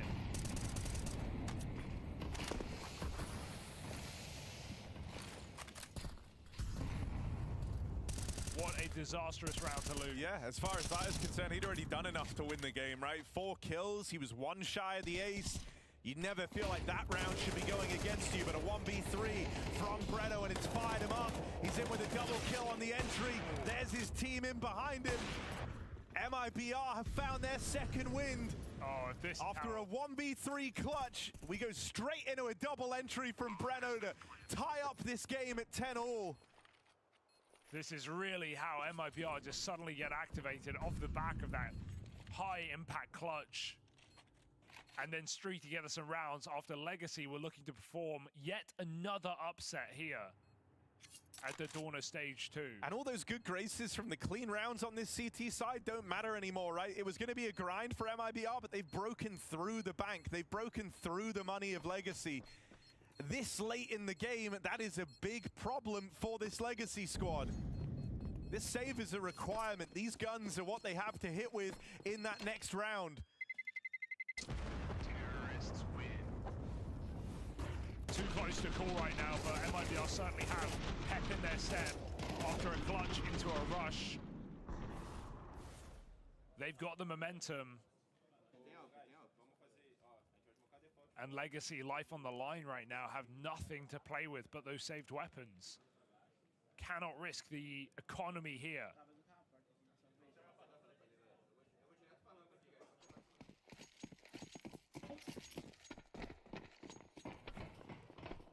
Having the AWP around like this is very, very useful. Sadzin wants to try and make a play early, put this AWP to work, and you're not ready for that angle out of the enemy AWPer. Insani caught by the aggression outside. The rest of MIBR try and react quickly now that they've learned where that AWP lay. However, Sadzin's been super quick on this reposition.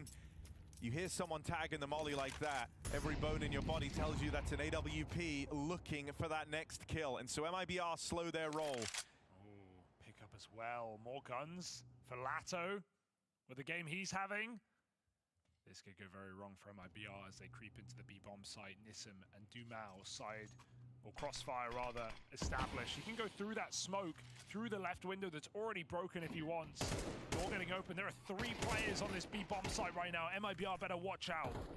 Nissim trying to make the play that wins the round. His teammates take the contact. That was meant to tee him up for a multi-kill, but he only gets out with 1. Still, MIBR feel very boxed in. They have no control anywhere else on the map. Everywhere else they try and turn poses its own risks, its own uncertainties. They've spotted a couple of players in at lower, and that might be enough for them to make up their mind. Good rotation. Legacy try and get one step ahead of this, moving out proactively. They go early on these rotates, quick to abandon that lower side of the map. They've now got 3 in A in time, including this AWP, but the first shot misses. Lux with this gun puts it to use, and Lato tries to close the gap. Moving in through the heavens, this is the 1v1 right there. That was his golden opportunity, and he will lock it in. Legacy with a couple of hero guns and pistols, do not give up that lead. Oh, you can't say MIBR haven't had a chance to win this game right now. The fact that Legacy are now in the lead off the back of that, it feels meant to be an upset right there for the taking. That is a sickening round to lose for MIBR. And Legacy, just such faith in their rotations as well. Full B stack, MIBR see it, and Legacy go full A stack, and MIBR walk right into it. Love that Lato plays the long con there as well, even gives Lux the gun so he can go for the risky play on low health and flank heaven. It's what wins him the round. And the AWP doesn't have to be a one-man army. Rifles are picking up steam as well for Legacy.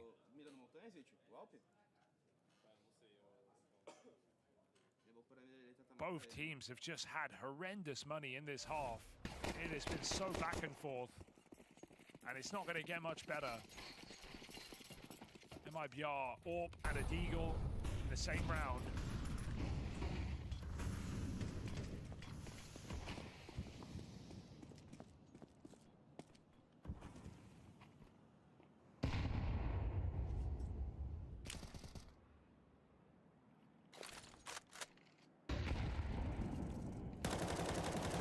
Anyway, that's one way to do it. Bottom of the board, and he puts them to bed. So our animated he got as well in the cams, right? The double kill like that outside in the penultimate round is a big deal. And Legacy, they've had one of these missteps before, right? Where the multi-kill was all in vain.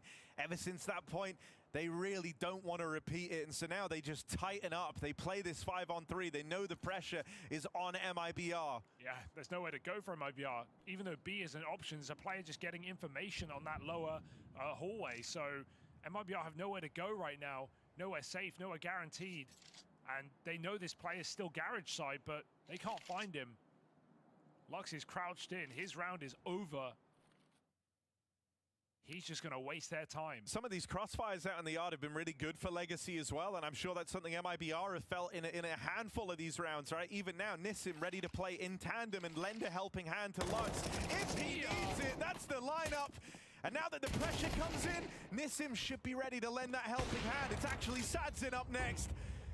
Rotating in on the AWP. They still don't know about this third player nearby. Exit left cowering in a corner. And that's the last memory he has of this round. Left saving the AK, the only gun that MIBR will have in this next round. Legacy have 2 chances to close this out. Oh, and that gun just narrowly makes it. Yeah, it needed to. Like you said, they're not going to have anything to play with. The money problems have been protruding for both teams. But here, in this T side for MIBR, it has all come completely unraveled. The fact that they walk past Lux there, they know his position. They know exactly where he is. There's not even eyes on him. And Lux, bottom of the board, has had a couple of saving rounds here at the end of the game for Legacy. You know, this is Legacy, the team that wasn't supposed to be at this major, making it through the first stage. And now looking to knock out MIBR in this opening match. They get it done. Had to do this from the back foot, but fiery throughout. Legacy go from strength to strength on Nuke. A very intense game. What a screamer from Dumao. He put on the frags, he put on the scream. He really got in MIBR's head there, and I haven't seen a crumble like that all major long. And on one side of things, it's this Legacy team, you know, taking this as a golden ticket, a free ride, and they're taking it as far as they can. MIBR, though, coming in to this major. The last event we saw them at was in Astana. They made it all the way to the quarterfinals. They were coming into this with expectations, with eyeballs on them, and they lose to the golden ticket BR squad Legacy. Yeah, Brazilian teams at majors, man. You can't write them off. You can't write them out. Legacy looking good, and we've got them down on the stage. Dumal is with me right now, ready to go through this one because there was a lot of emotion in this game. This is a big first win for you guys, and you're also taking down the other Brazilian side of MIBR. What does this mean for you guys? Oh, I mean, it should be 1-0. It's good for us. And of course, we have another game today, so we don't know what will happen. But we are just ready to play CS, you know. We just want to play more and more, and that's it, you know. Doesn't matter who is against us or whatever. We just want to play CS and show that we can play good CS, you know. And you guys are showing that. We're seeing this, right? You're managing to improve game by game, a team that wasn't expected to be at the major. Are you seeing you guys get more comfortable across these moments? Yes, not more comfortable, I should say more prepared, you know? Okay. We are getting, let's say in a process, we are playing bad the first games and everything. Then we start to get better, have conversations, trust each other. And yeah, then it's kind of, we just trust each other and play RCS, and that's pretty much, you know? When you're saying like trust each other here, is this like you're just learning game to game, starting to feel out some of the mistakes and work on them? Yes, yes. Basically working our mistakes, but it should have this willingness, I don't know, willingness, you know? Yes, to win the game. And game by game, of course, it's a lot of games to get the playoffs and the finals and everything, but we just want to play game by game and enjoy the game and just have fun and keep trying to get better every day, game by game. So, yeah, we don't know where we are going, but just an unknown path, you know? But it's a very good thing, yeah. It is very good, but you're going upwards by the looks of it, because I'll say this, when I look at you guys playing, I never see your heads down. The mood is still positive, even when you're fighting from behind or something like that. Do you feel like you guys always have that good mood, good energy, that belief in each other? Yes, yes, yes. I mean, we told each other, we just want to, if we leave here, we leave without regret. So we will play our best. If you have to fight, whatever, go, jump like crazy, or just calm down sometimes and play on the rotations and everything, we will do it. So we are kind of just want to play too much CS, but we want to win at the same time, you know? So it's a balance of very good things, you know? Well, the balance is working out so far. I love this attitude. I love this mentality. Let's see how they get on. Balance is working out as so is carrying on that confidence from the stage 1 qualification into this position, and now we're seeing Legacy hit their stride. Finally, after 4 years of waiting, Lado and Dumal, they've shown up. The prospects that never were, but have actually just steadily gotten better and now have found a better situation for themselves. I like the fire that we're getting out of Legacy. I like the energy from Dumal, from Lux himself as the in-game leader. I feel like this Brazilian team kind of came out of nowhere. I mean, I'm going to reiterate the story. They weren't even really supposed to be here. And now they've found not only qualification to stage 2, but a victory in that stage. Yeah, Lado and Sadzen going to get all the flowers in this game. Huge performance, but I like that you brought up Lux, because I think, you know, you have to probably align with this Ryzen legacy with him coming in and picking up that in-game leader role and like taking it up and taking up that mantle, and even just saying it's the best decision he ever made in his life.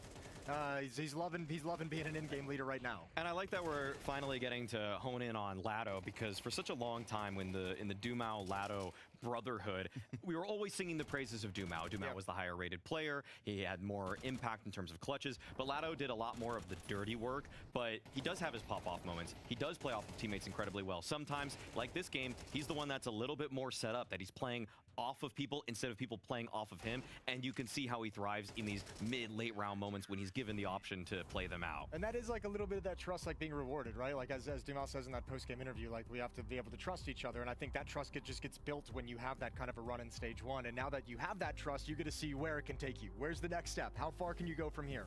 And they're starting to believe in it all as well. Do you start to believe more in what Legacy can do in this stage? I was believing from last night. I didn't put them 0-3, I'll say that. I mean, they look too good in some of the games that they won, okay? Just the speed, the way that they took down, what was their last match? Wildcard, right? Yeah, that win versus Wildcard, I was like, okay, if they want to start playing with that kind of aggression and just taking it by the horns, then I'm gonna say that they are at least winning 1, 2. I'm a little bit Yeah, I'm waiting to see if they're going to actually break through the 3-win column here, but I like what I've seen enough. We can have the legacy philosophy. Let's not put any expectations on it. We're just playing. Let's just see how it goes game by game, because there's no pressure. You're playing with house money. You've already accomplished more than anyone would have expected. That you probably even expected to a certain extent. So now from here, it's all good.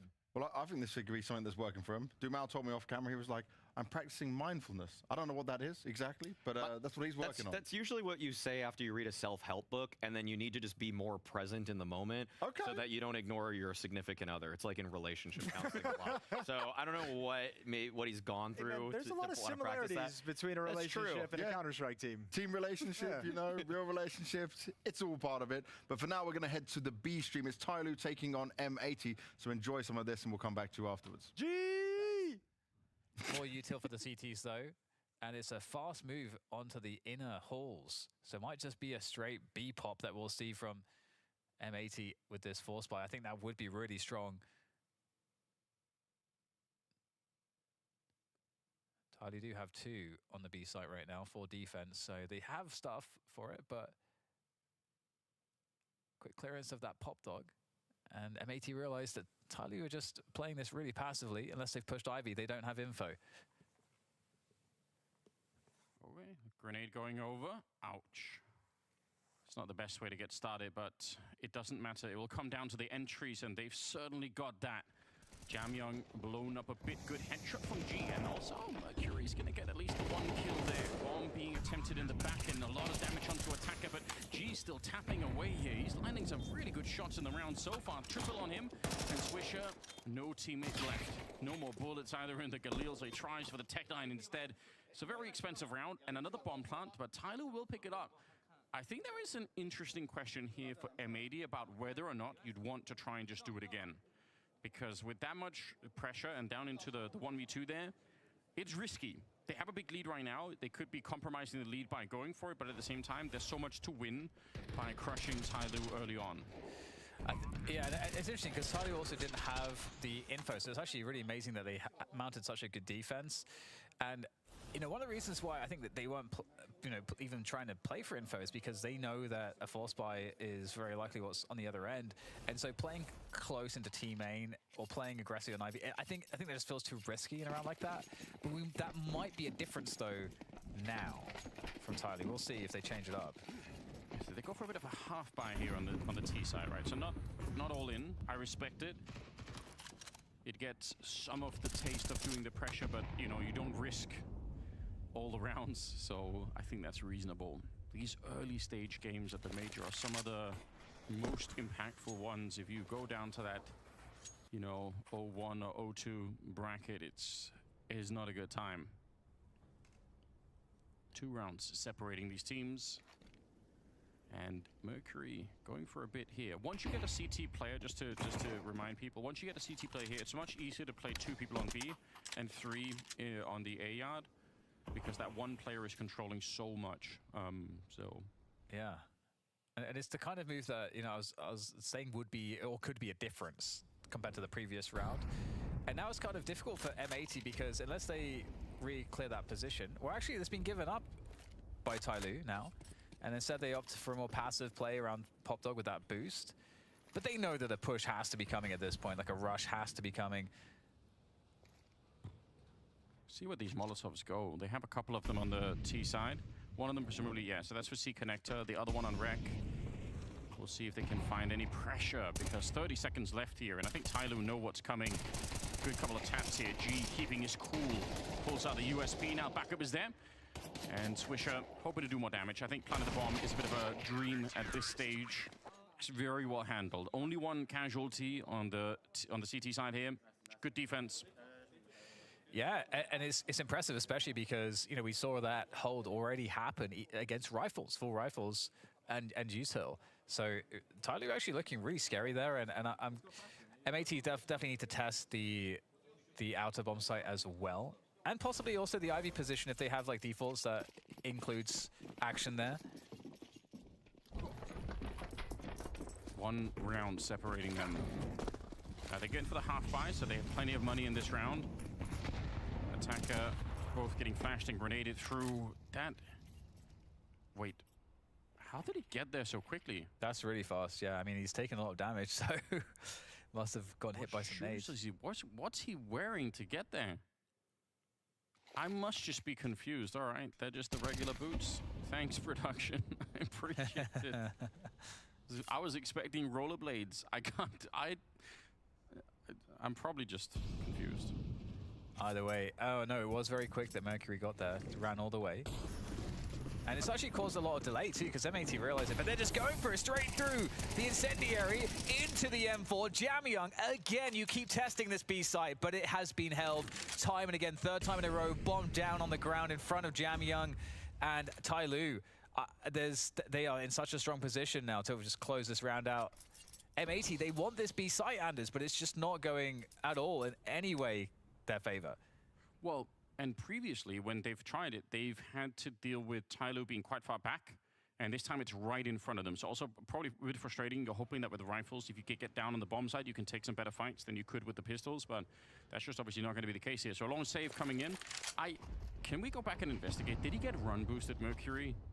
Like, is that I don't understand how it's possible to get to that position. I mean, I've spent maybe 30 hours running around on train on my own, trying to test like all the timings, all the grenades, and like I've spent a lot of time on this map just trying to figure out how to do everything basically, and I can't believe that he'd get there so quickly. Quite interesting. It's possible the T's could have been a little slowed. Yeah, I mean, yeah, that's right. Like maybe that's the other side. Maybe it has a totally pedestrian, explanation. That would be funny if I was just making a big deal. I was like, oh, he's so fast. Like, wow. Either way, really solid holds, and again, it just feels like at this point you have to apply pressure elsewhere on the map, just because Tai Lu have had the benefit of also having two players on A, or rather on B most of the time too, when they are putting these defenses together, and it just has gone so poorly for M80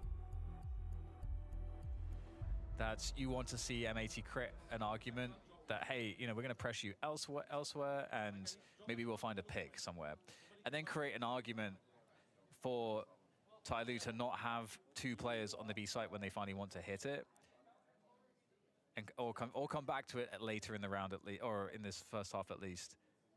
Those B hits. It does feel a bit one-dimensional at the moment for M80. My favorite strat of the map involves lurking Ivy and pushing B, but having one guy lurk through CT spawn. Yeah. Like throughout all of Counter-Strike history, that's been one of the I think, defining strategies of Train. That's one of the things that sets the map a little bit apart, the fact that you can do that. And it's super fun to watch. It's got this really long fuse where you can see what's going to happen with the lurk, but nobody on the CT side knows, and it's just a lot of fun. It's also hard to execute and might require like a little bit more confidence than they currently have. Game is tied up, and we are going to be seeing flashes over. We've seen this before. This is the delayed version of it. So we'll see if they can make it out at all. They line up for Attacker, and he is ready. A grenade on top of Sin, but it couldn't have been better. Positioning there for the M4A4.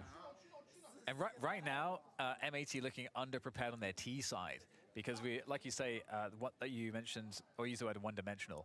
And I think that's how it kind of must feel to Tai Lu as well, because Tai Lu so far, all they've had to do is just defend 4 rushes.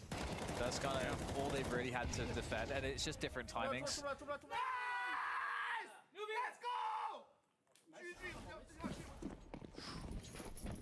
Yeah, G is excited. He's pumped. Yeah, he should be. Not only is he winning the game, but I think Moses promised him ice cream as well, so you know he's in a great mood. Slacks goes down at the beginning. It's Attacker again, up to 12 kills. And they are really struggling now. M80. I mean, like I said, both teams don't have a lot of reps on this map. Tai Lu, I think it's 5 maps in the last 3 months, and for M80 it's 4 on Train, something like that. It's not a map that neither team will drill a lot, so for M80 that presents a real danger. It's like, how deep is the playbook? How much have you been practicing this? Do you have a way to dig yourself out? Probably will not be in this round.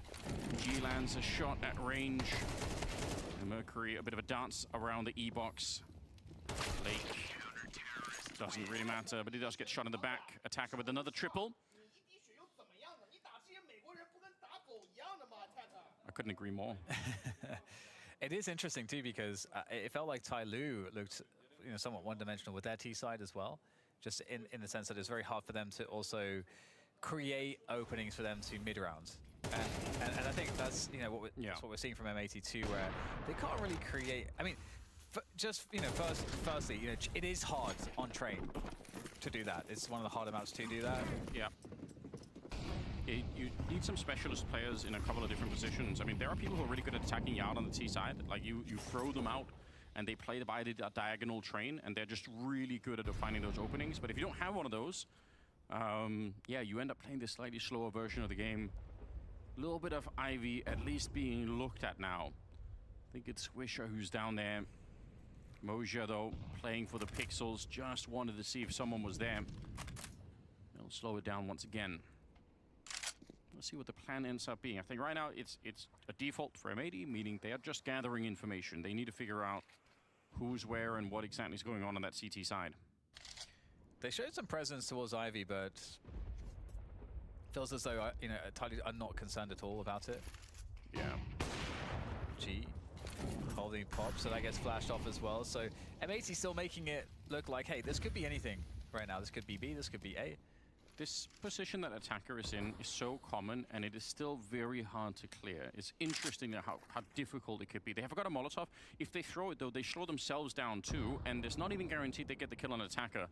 35 seconds. They can grenade him out, but again, that's going to reveal that they're coming to that A yard. They will try and do that.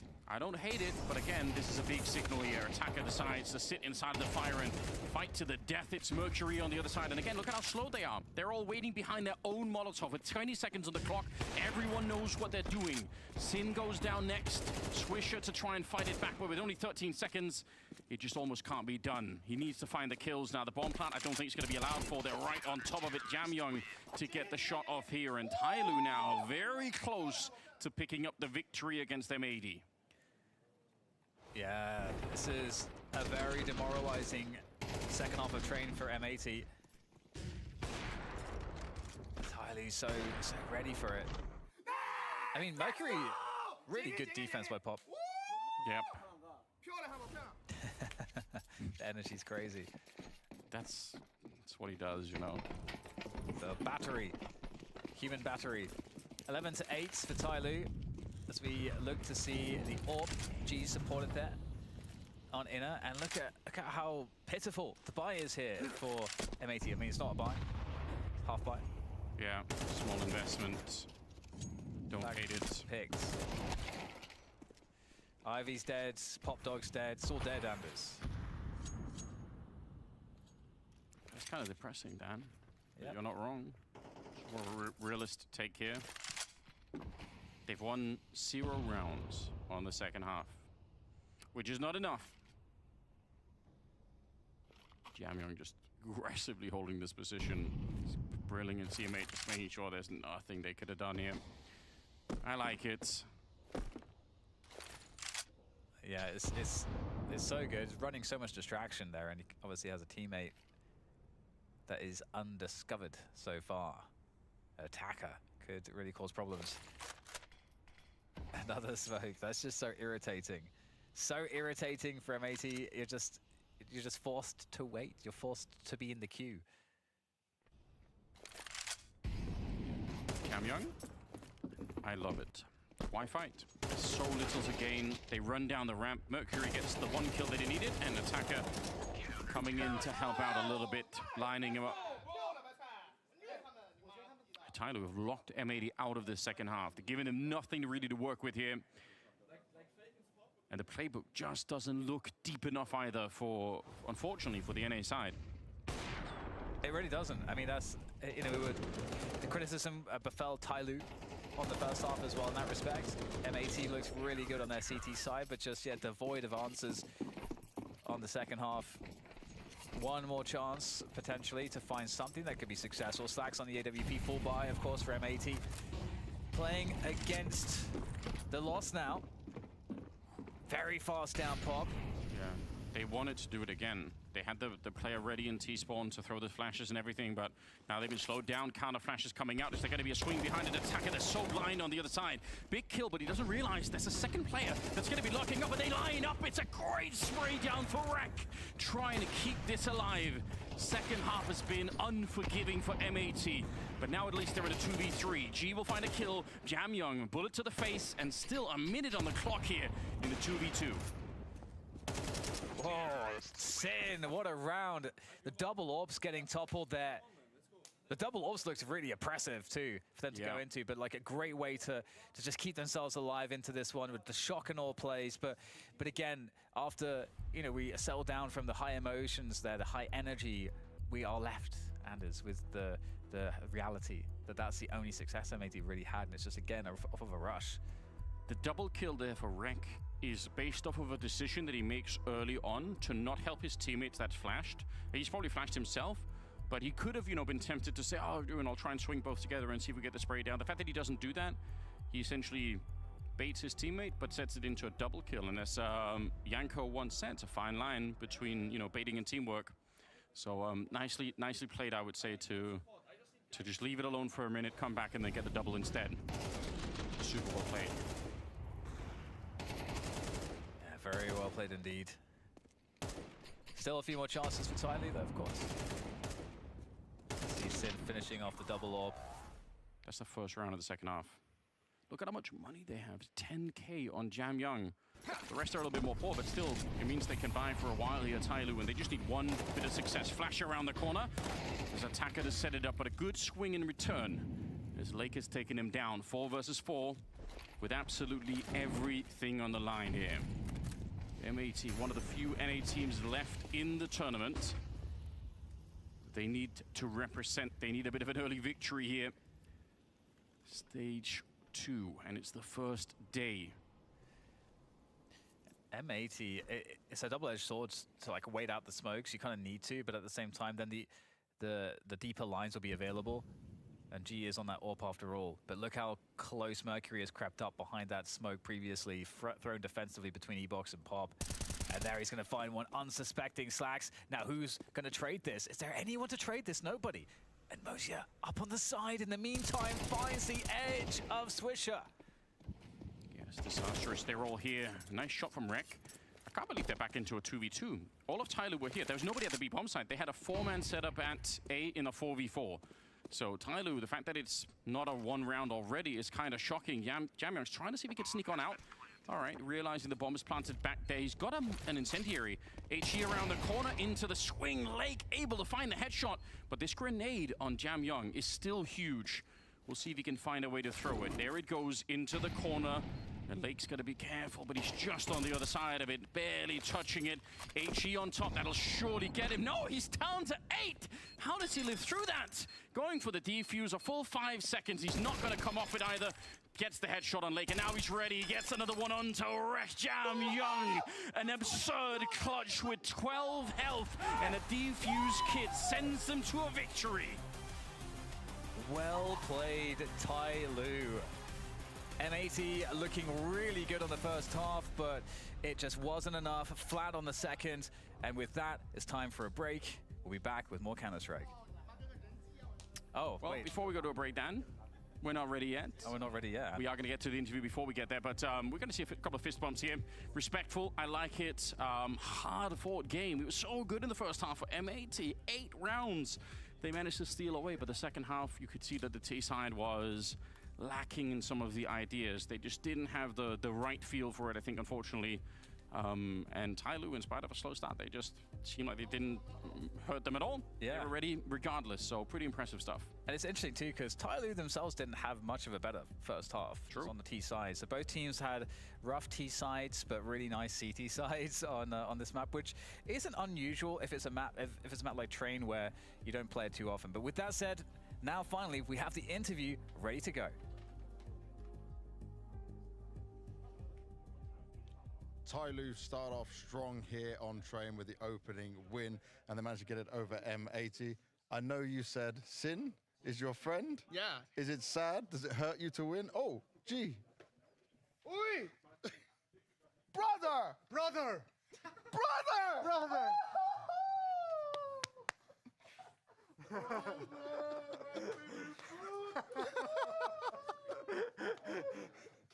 Congratulations. Thank you, brother.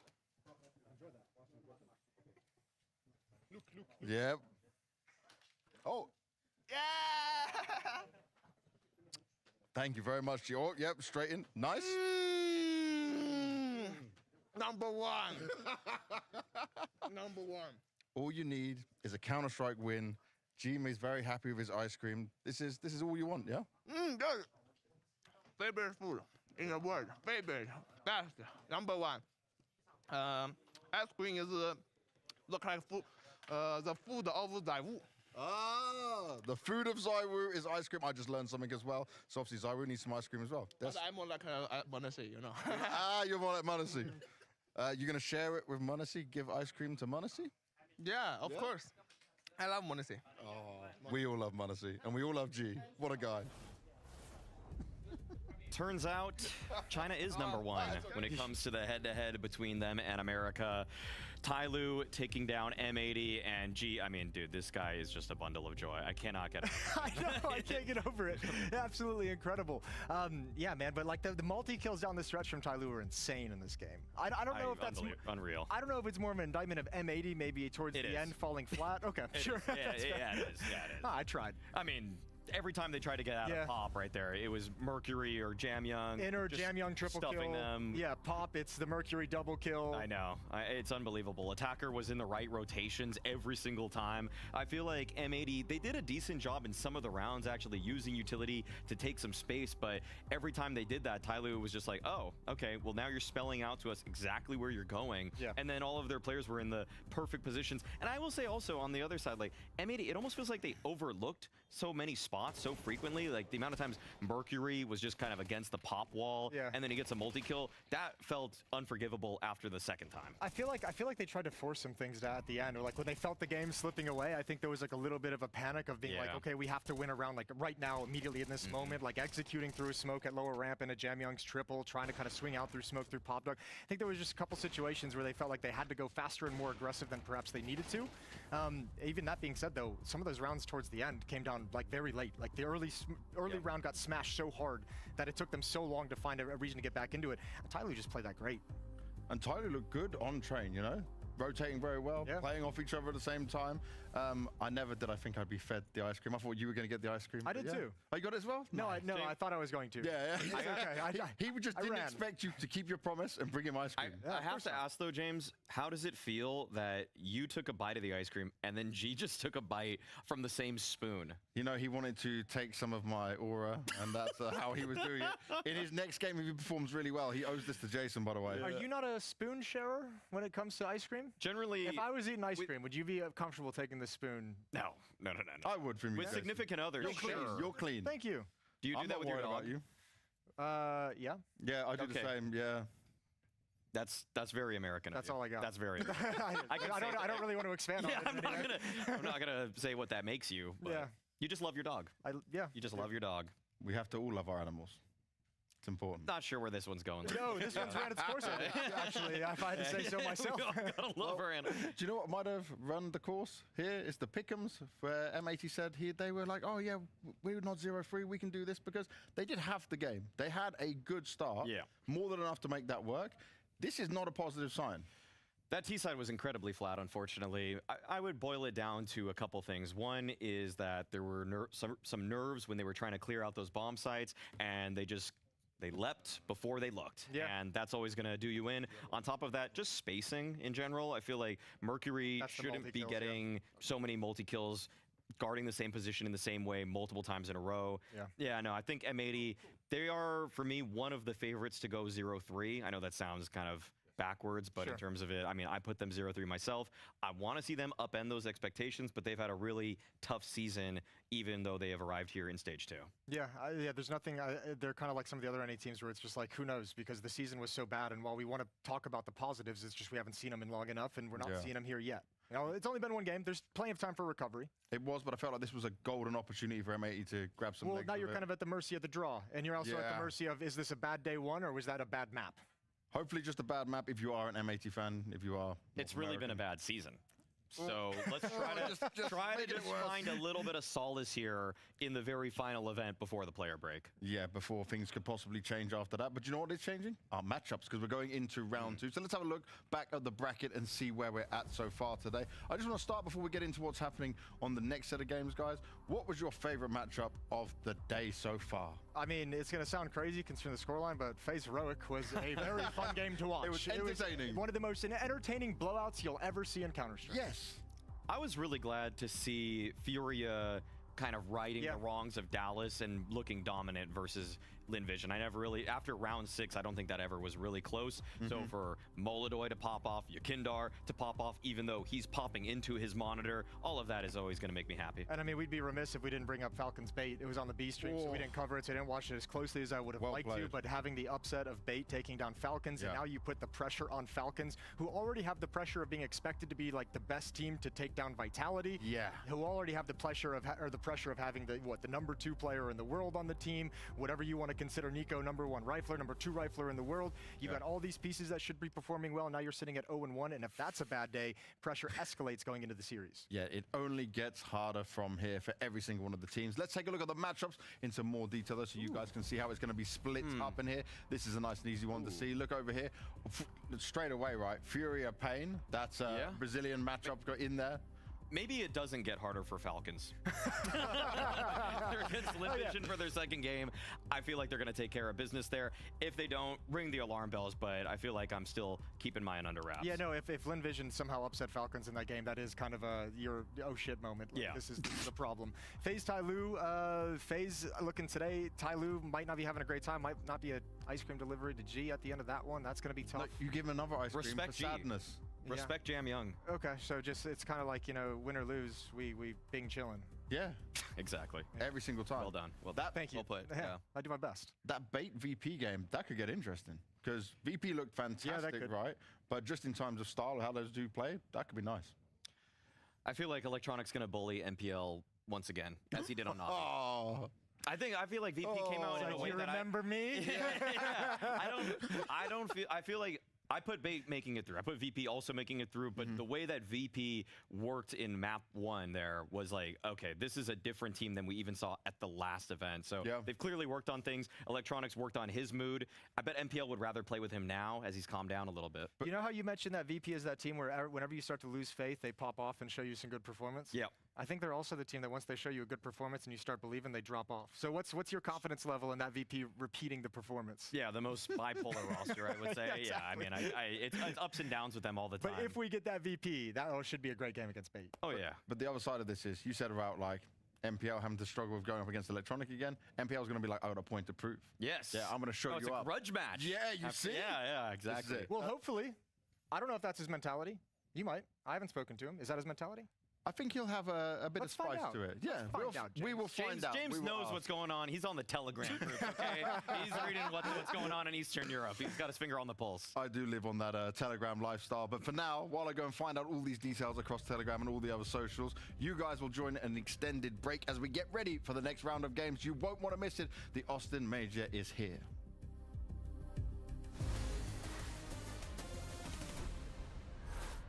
What's up, everybody? I'm Darth Mike. I'm going to be running around the venue, taking you behind the scenes, showing you a lot of the action, filming a ton of content. We're going to go ahead and take a tour of the studio, see where the magic happens, see where the games are going to be going live. Teams are getting ready to set up, so let's go ahead and let's do it. Welcome in to the Blast TV Austin Major Studio. Come on in, guys. Come on in. Come on in. We've got so many beautiful things to look at. This is where the first 3 stages of the Major are going to occur. We got 32 teams rocking up.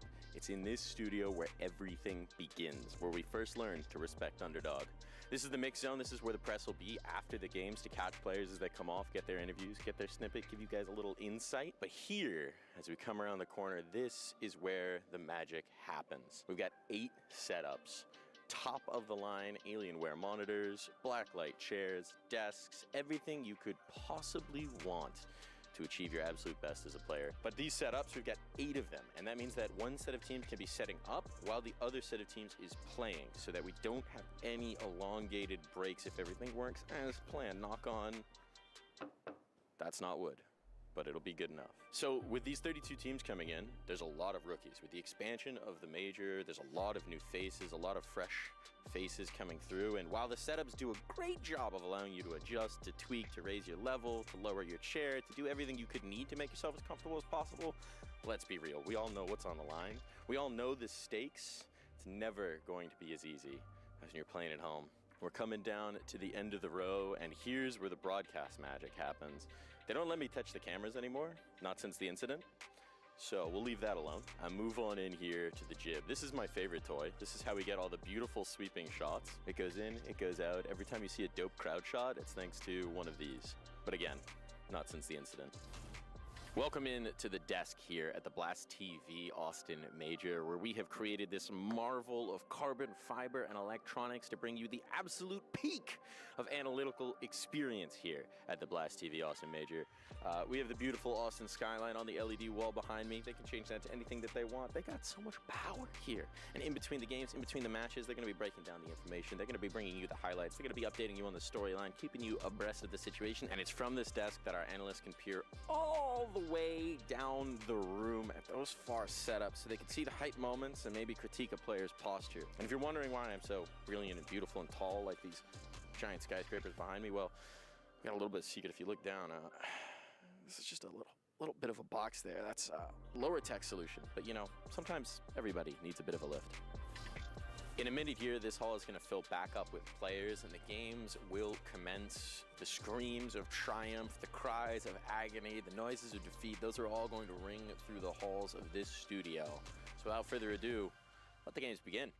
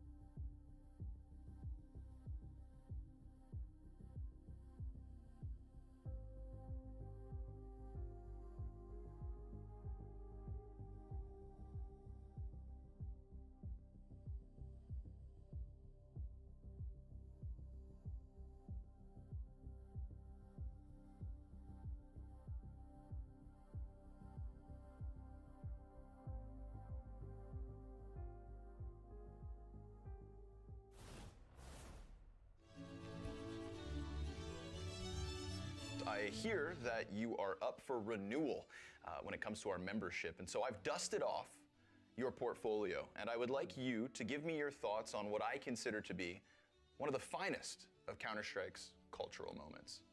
Ahead of us, we have Inhuman Reactions by Hiko. You remember this well, don't you? I do remember it. I can't escape it in some sense. It has become part of my life, just like Counter-Strike has. So. I think that when we talk about culture, we talk about context, we talk about history and all these things that make Counter-Strike great. But the beauty of Inhuman Reactions by Hiko, by Anders Bloom, is that it's short and sweet. We play this clip. The thing to really remember here is that we are in an era of Counter-Strike where the Swedes dominate everything. There is no challenge. Everyone knows they're the best, and Hiko is just this North American player. Sure, he's got a bit of a personality, he's got a bit of something going on for him. And then this happens. What is that? Oh. My God, Inhuman Reactions! That is Counter-Strike in its essence. We see him go on to lose this round, and I think one of the great things that you said here, Not even with an aimbot could you have got that kill, and Hiko is sometimes still the 1-on-2. anything is possible. I think Hiko's very lucky, Mr. Bloom, that you were there to elevate this moment. Ultimately ended up being a big moment for both of us in many ways, even years later. So when we think of cultural impact with Counter-Strike, I give this a 10 out of 10. And in terms of mechanics, that lizard flick that Hiko puts on display, I give that 10 out of 10 as well. This is a magnitude 10 shaking of the Counter-Strike world. 100% glory in my eyes. Well, I would be remiss to argue with that. I will agree with your score. Ah, fine taste. It's my pleasure to approve your renewal. You may continue casting Counter-Strike. I appreciate your generosity. Ah, yes. Oh, it's not on behalf of myself, sir. This is the Culture Clubhouse, after all. It's on behalf of all of Counter-Strike. Well, together we will continue to build the culture even further into the future then. Greater than ever.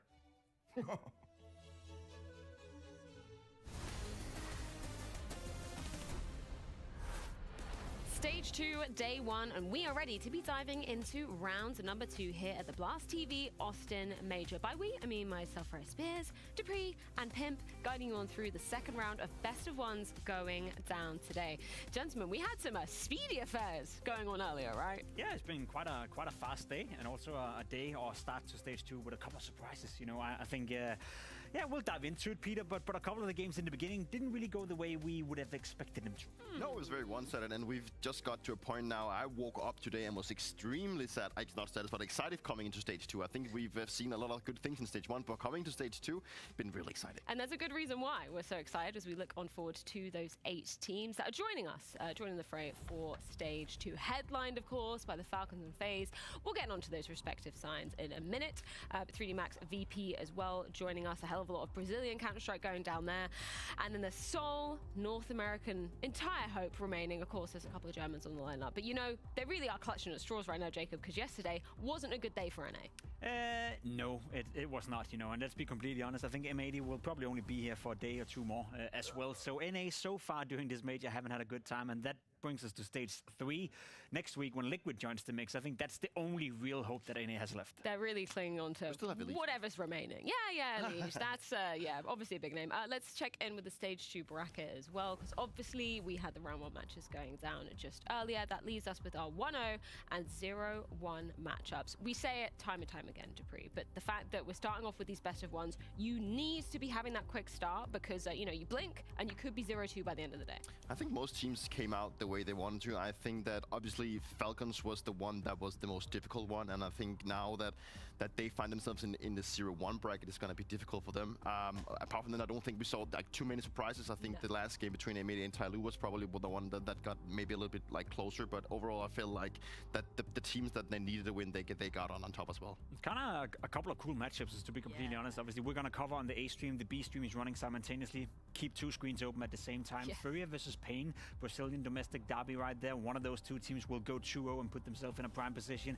FaZe, I'm sure we'll dive into it, but they look very good in that opening game. I think Tyloo is going to have a rough one in that second game. They are indeed. I mean, the Linvision versus Falcons matchup, obviously we'll talk about the dire situation that Falcons found themselves in that first best of 1, but one of those 2 teams going 0-2, I think, you know, most people will be siding with the Falcons to be winning that one. They have to. I mean, like right now with with the Falcons losing against Bait. Like, I think the worst thing for me looking at that matchup was the way that Falcons lost it. Like, it looked very uninspiring. They looked very nervous. They looked like they were not in control throughout the game. I think Bait played a really great game, and I've said it throughout stage one as well, that you cannot sleep on Bait. I think that they deserved the win. They definitely played better.